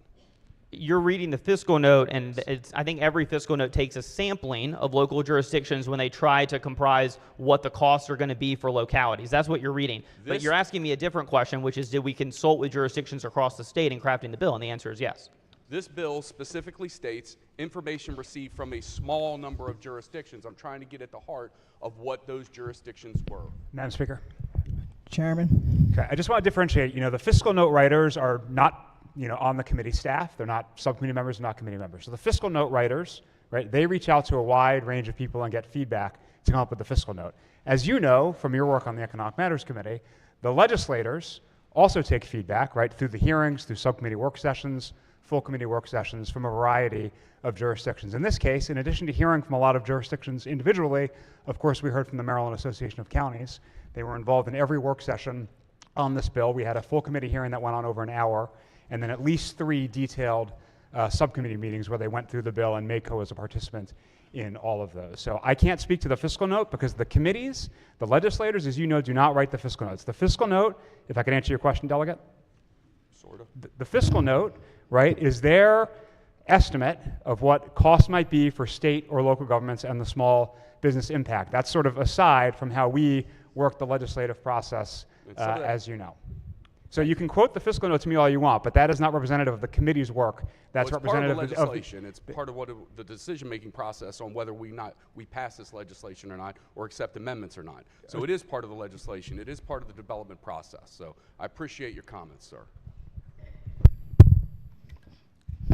Minority Leader. Thank you, Madam Speaker. I have a question or something I'm very unclear about that perhaps my friend from Montgomery County could resolve. So the amendment relates to deed restrictions. Is that correct? I mean, that's my understanding from the gentleman from St. Mary's County. He wants to eliminate sections of the bill that specifically reference restrictions placed in deeds about how parcels of property can be priced, essentially, or what they can be priced at. So what the amendment does is it strikes the affordability requirements from the bill. Now, all the affordability requirements in the bill are deed restricted because that's how affordability requirements are done in the housing context. But the word deed restricted is not what's struck in the amendment. You can check it out on the floor system. Okay. It strikes all the affordability requirements altogether. So if I'm a developer already, I already hold the deed to a project in Montgomery County, Baltimore County, Allegheny County, whatever. I'm not going out and acquiring something new with the intent to hopefully invoke the provisions of this bill to help me finance, to help me maybe get past some local zoning concerns and be able to build my affordable project. I already own it. I got it. I own a deed. I own this land. And I want to apply to do these things. How are you going to enforce the affordability requirements through a deed? They could get a new deed drafted. As you know, it's not difficult to go to a real estate attorney or anything to redraft the deed to add the affordability restrictions if they want the density bonuses. If they don't want the density bonuses, they're great. They're good to go with their existing deed, and they can roll on right ahead, and I hope they build some great units. If they want the density bonuses and the goodies that are in this bill, they need to guarantee affordability for 40 years. So Joe Blow LLC already owns the 50-acre area near a transportation-oriented development, train station, whatever it may be. And now Joe Blow LLC is going to say, well, I have to go and prepare a new deed that transfers the property to myself with the restrictions in the bill. That's right. I've drafted probably 700 of deeds like this. I think they cost an average of maybe $50 to $225, depending on how scrupulous the lawyer is. Now, come on now. You bill more than that for 5 minutes of your time. I know that. No. Now, come on now. If they want the bonus, they would have to get a new deed. If they don't want the bonus, they can roll on right ahead. So when you say that what this is doing is related to rental units, people who rent properties don't get deeds. They don't have deeds. So couldn't you simply do this by an agreement with the developer that says so they don't have to do anything with the deed. They don't have anything, because the deed runs with the property forever, in theory. So when you do this via deed, now for the next decades and decades and decades, and we have no idea what these communities are going to look like 30 years from now. I hope none of, well, I shouldn't say that. If some of us are still in this room 30 years from now, good for you. I won't be here. But 30 years from now, we have no idea how this will look. But if you put it in the deed and you say it's a deed restriction forever, then it's going to run with that property. Wouldn't it make more sense to simply just do it and say, hey, if you want the density bonuses, as you put it, you have to execute an agreement when we finance or when you do your zoning app and you say, I invoke this provision of state law to get around local zoning control. I have to do an agreement that says if I rent these properties, keyword rent, if I rent them, then I have to keep them affordable under whatever calculation you've come up with. On the other hand, if 30 years from now these things are just sold, maybe I use this instead of building an apartment building, maybe I used it to build detached or detachable townhouses, a row of townhouses after a row of townhouses. People want to buy those things 20 years from now. I don't have to restrict in my deed that I can only sell them at 60% of average median income, because now I've gotten no value out of the real estate investment. I don't understand why the committee, if what the goal is to allow people to rent units at affordable prices, why not just do that rather than restrict the land through a deed through all the permutations of what it may become? Thank you for that. Again, I don't think we're on the amendment because the amendment doesn't strike deed restrictions. So if you wanted to put in an amendment, I don't think you're going to have time to get it drafted, but to put in an amendment to make it a pinky promise or some other contract, that would be off the amendment. What this does is strike the affordability requirements altogether, and as I've said, that's a really bad idea. But you understand the gentleman's concern. He's not standing up and saying, I want to strike affordability requirements. He has to deal with the vehicle as you've given it to him, and I just don't understand why the committee would do that. If the concern is I want affordable rents for people who need to live in this community, I support that. But what you're doing through the vehicle that you have is you're sort of conflating rents with real estate that people own. People buy real estate for it to appreciate. into the market. That's what the gentleman from St. Mary's County is talking about, is people build generational wealth through I made an investment in a home, a townhome, a piece of property, and I was able later at time to transfer that and get a value out of it. He's not talking about rents. Are you saying that the only thing we can do with this amendment is talk about rents instead of the ability to transfer the properties or units within the global development 20 years down the road and make a profit? I'm saying that we're getting a little bit off track of the amendment, which strikes the affordability requirements. What you're talking about and what the gentleman did discuss are deed restrictions, which are how we restrict the price over time at AMI for housing in the state already. This may sound novel. It's actually totally benign and totally boring. This is how every housing project that's built that has long-term affordability, which is everyone that gets LIHTC, everyone that gets DHCD dollars, they're all guaranteed to be affordable for a certain period of time, and they all include deed restrictions. And the reason they include deed restrictions is because if ownership ever changes, we want it in the deed. We don't want it to be a pinky promise between Delegate Stewart and the minority leader. Well, there's ways that we can do that as well, outside of deeds. But I guess maybe we are talking cross-purpose and widen the conversation at that. You're talking about how to provide rental housing. But the bill doesn't say it's just about rental housing. The bill also says it may be building, quote unquote, and I believe in it, affordable housing for people to own. I may be a developer who says where I live, I just want to build a 250 unit apartment building. No one's ever going to buy their apartment. You wouldn't buy an apartment, so you're going to be constrained by those rent restrictions, and I get that. The bill also talks about people who might want to build single-family homes, detached row homes, townhomes, things that people can rent, but oftentimes people choose to buy. And the restrictions in the bill that says, when I do the new deed, I'm Joe Blow LLC, and I do the new deed to myself and says, I can never set a price for a unit in my development for the length of this period that exceeds that AMI restriction, I am crippling my ability to build single-family sellable homes. All I can do at that point in time is apartments or condos or something that someone's not going to own through a separate deed to them. They're just going to have a right to stay there through a lease. If Mr. Blow wants to He's a create, good guy. he sounds like it. If he wants to create some single-family ownership opportunity or condos or whatever he wants to do that's outside the rental context, and he already owns the deed, and he wants to go forward, and he doesn't want to offer any deed restrictions, he can do it. This bill does not circumscribe his ability whatsoever. But if he wants the goodies in the bill, he wants those density bonuses, then yes, we want a firm deed restriction of affordability, just like every other affordability guaranteed in the state of Maryland. And I appreciate that. And thank you. I appreciate it. And that, Madam Speaker, I think that's where we're at. If Mr. Blow, in my friend from Montgomery County's characterization, if he decides that under the current existing rule he can build 150 townhomes for that teacher, for that firefighter, for that small family, maybe they don't want to live in an apartment for the next 20 years. Maybe they want to have the American dream, buy their own home, build some equity in it.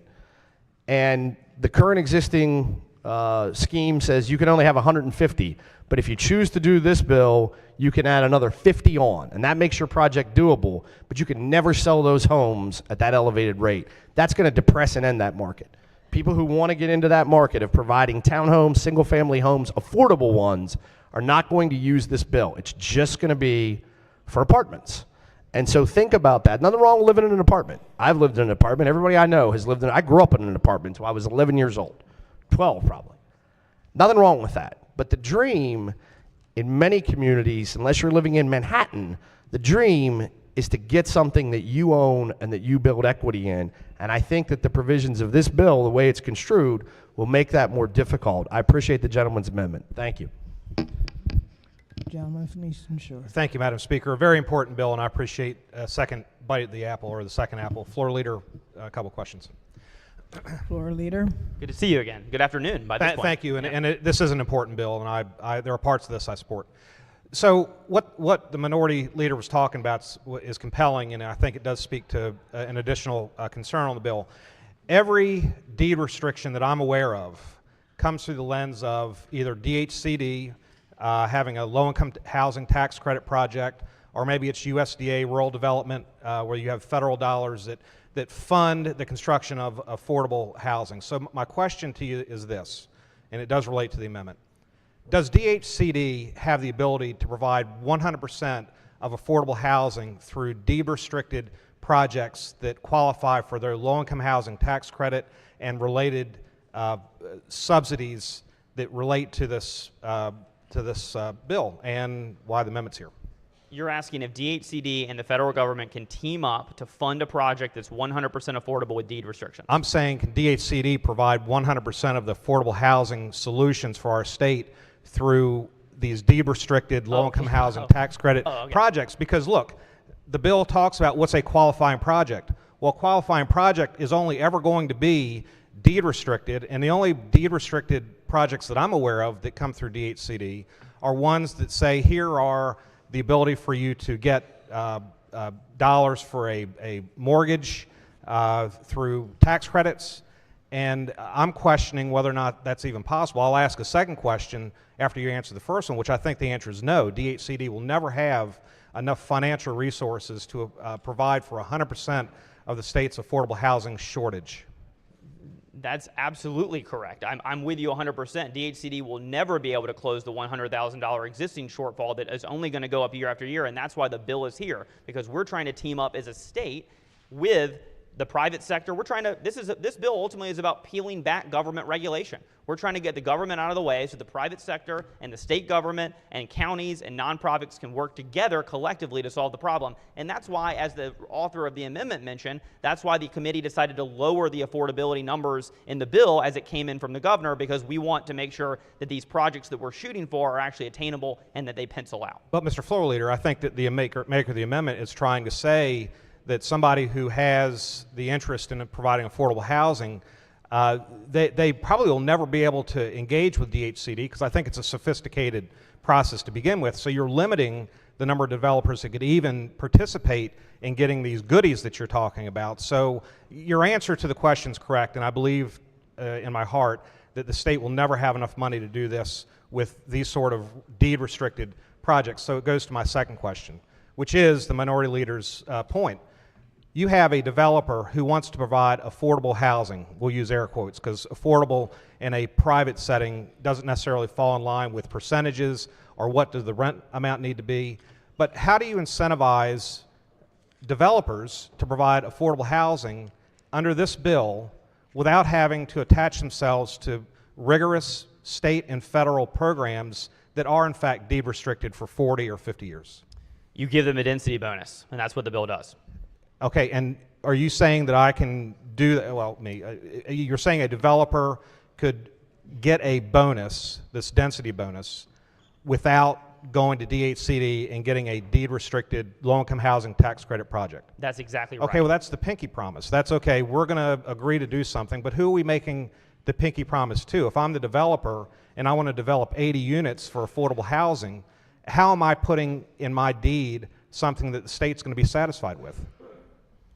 All you have to do is put something in your deed to say that a certain percentage required by the bill to get the density bonus remains affordable for those 40 years, and you're liable if you end up going back on that. It's a totally normal, and in fact, I'll give you an example. So Montgomery counties, it was mentioned on the floor yesterday, are these, manufactured homes, or these, projects going to go into my own district? Well, Montgomery County, for 50 years, has had an MPDU program, a moderately priced dwelling unit program, where every developer that builds a new building in Montgomery County has to offer either 12.5% affordable units or 15% affordable units near transit. That's deed restricted with no DHCD involvement. So I know this may sound weird to the minority party what I'm describing, but it's Far totally from weird. normal. I understand what you're doing. Okay. I'm asking, who are you making the promise to? Because I can sit down with my deed and do anything with it. I guess I'm recording the deed, but doesn't somebody with the state who wants a developer to get the goodies to make a promise? And like, how does this bill imagine that happening outside of DHCD's low-income housing tax credit deed-restricted mortgages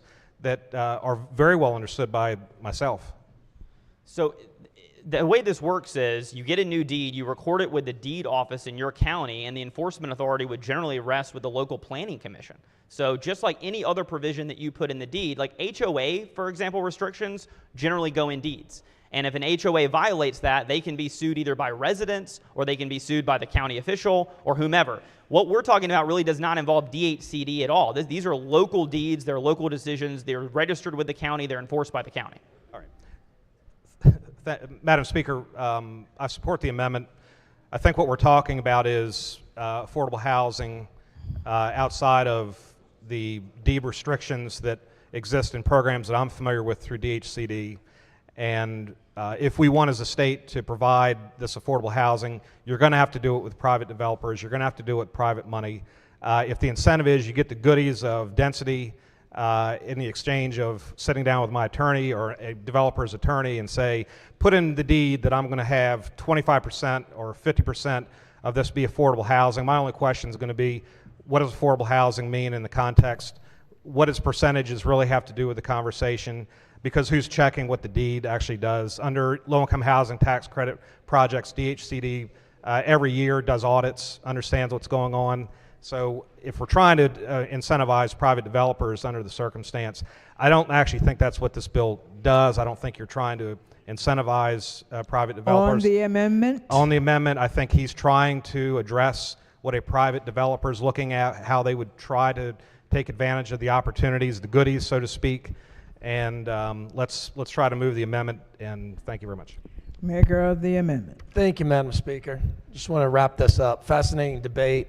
You know, colleagues, let me tell you how this is going to work out in practice. You're going to have Mr. Joe Blow, LLC, for mathematical purposes. Let's say he builds a row of 4 townhouses. 25% of them need to be deed restricted. You want to make a bet that that's the townhouse that my friend Juliet ends up with? I'll throw another wrinkle in this point. You know, it's deed restriction in the price of the resale for 40 years. How the heck is that tax assessed by SDAT? Because the last time I checked, SDAT tax assessed things based on relative property sales. So you have 3 townhouses that are escalating in price value. You have one that is escalating taxes, but not allowed to be sold at a higher rate for 40 years. And I know the committee agrees with me on this because keep in mind, the bill was originally drafted for 50%, now it's cut back to 25%. And just for the record, I know Ron DeSantis. Original Freedom Caucus guy, governor of Florida. I know him to be a free market capitalist, and I'm thinking he would agree with me and vote green on this, if that made a difference to you. Thank you, Madam Speaker. On the amendment, all in favor signify by saying aye. Aye. Opposed? No. Roll call. Madam Speaker.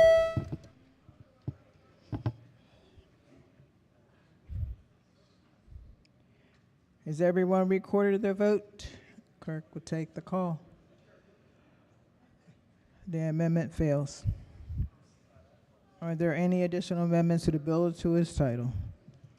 Hearing none, the bill is ordered printed for third reading.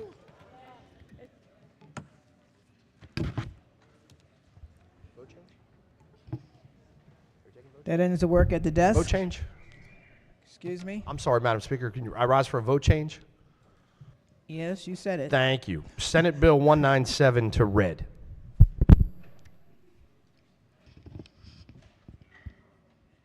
Okay. Any other vote changes before I proceed to close this out? Okay. Committee announcements. Appropriations. Thank you, Madam Speaker. The Appropriations Committee will vote at 1:15 and then have bill hearings at 1:30. Thank you. Judiciary. Thank you, Madam Speaker. Ladies and gentlemen of the House, the Judiciary Committee will have bill hearings beginning at 2:30. We'll have a voting session after that. Environment and Transportation. Thank you, Madam Speaker. The House Environment and Transportation Committee will have bill hearings at 1:30.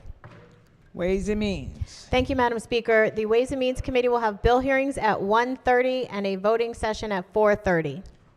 Economic Matters. Thank you, Madam Speaker. The House Economic Matters Committee will be meeting for hearings at 1:30 and a voting session at 2:30.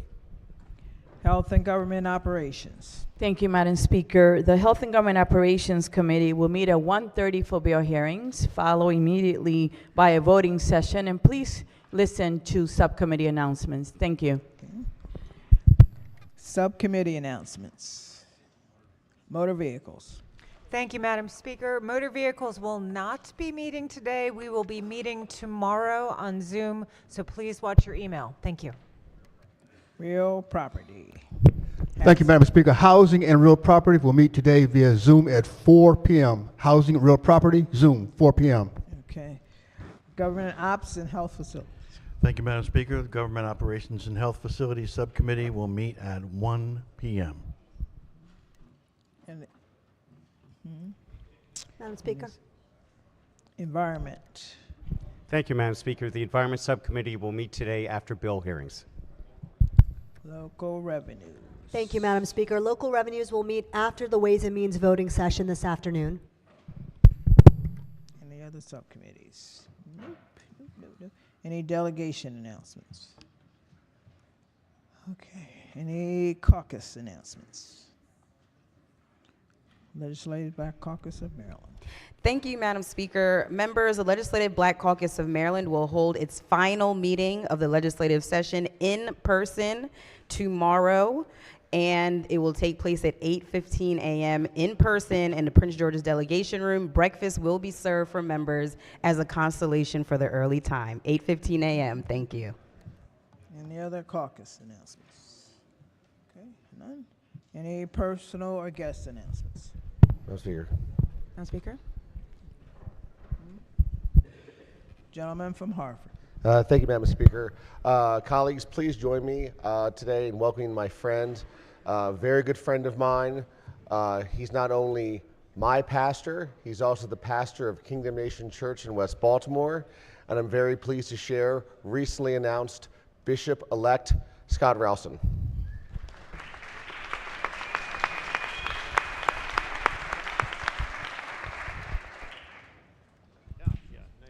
Gentleman from Cecil.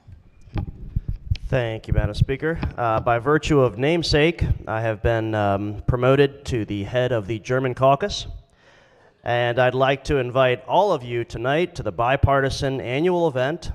Will take place at the Old Stein in Edgewater at 7 p.m.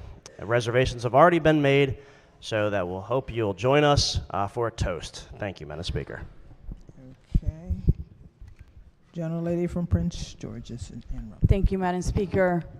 And if I may, I'd like to say a few words about yesterday's tragedy. It was devastating to many. As Marylanders, we grieve, and we join the 6 families grieving the loss of their loved ones. These men chose Maryland as their home. They lived here, they worked here, their families lived here. Those men from Honduras, Guatemala, El Salvador, and Mexico represent what makes our country great. They're people that are willing to sacrifice, people who build communities, who were out there at 1 in the morning where most of us slept, who did hard work that a lot of us won't do. They contribute to the very fabric of what it means to be a Marylander, strong, loving people, hardworking people. Today and every day following, we must stand with their families and ensure that they have all the resources they need to recover from this unimaginable tragedy. Please remember them. Keep them in your thoughts, in your prayers. Thank you. Thank you. Anybody else? No other? Gentleman from Baltimore County. Thank you, Madam Speaker. We have a couple of kindergartners in the rear gallery here, and they have texted me how they enjoyed the debate and found it rich and quite understanding for them. They are the daughter of one of my very best friends, Abby Malone, and my granddaughter, Natalie the Nat Cat Doring. It's great to have them here. They're on spring break from Westchester Elementary School.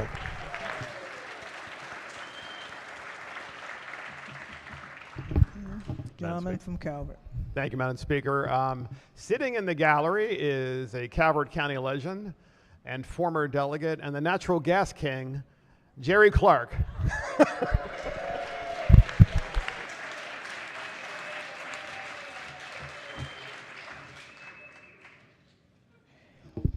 Madam Speaker. Gentleman from Prince George's. Thank you, Madam Speaker. Colleagues, if you could join me in welcoming the Hydesville Youth Advisory Council. This council is comprised of volunteers within the city of Hydesville that give guidance to the mayor and council related to teenage and youth matters. They're responsible for reviewing and proposing legislation, and they came here to watch us work. Welcome, Youth Advisory Council. Gentlelady from Montgomery. Thank you, Madam Speaker. Permission to use delegates' names? Permission granted. On behalf of Delegate Ann Kaiser, myself, Delegate Bernice Merrick-North, and Delegate Pam Queen, we would like to welcome the Doctor of the Day, and I thought I saw her here, but she was here earlier while we were waiting for photos, Dr. Laura Kaplan-Weissman, a family medicine specialist from Brookville, District 14. So please welcome her if you haven't already today. Any other personal or guest announcements? Quorum call. Madam Speaker. Has everyone recorded their presence? Clerk will call the roll. There being 138 members present, the House is still in session, recognizing the majority leader. Thank you, Madam Speaker. I move that the House stands adjourned until Thursday, March 28th at 10 a.m., legislative date March 15th.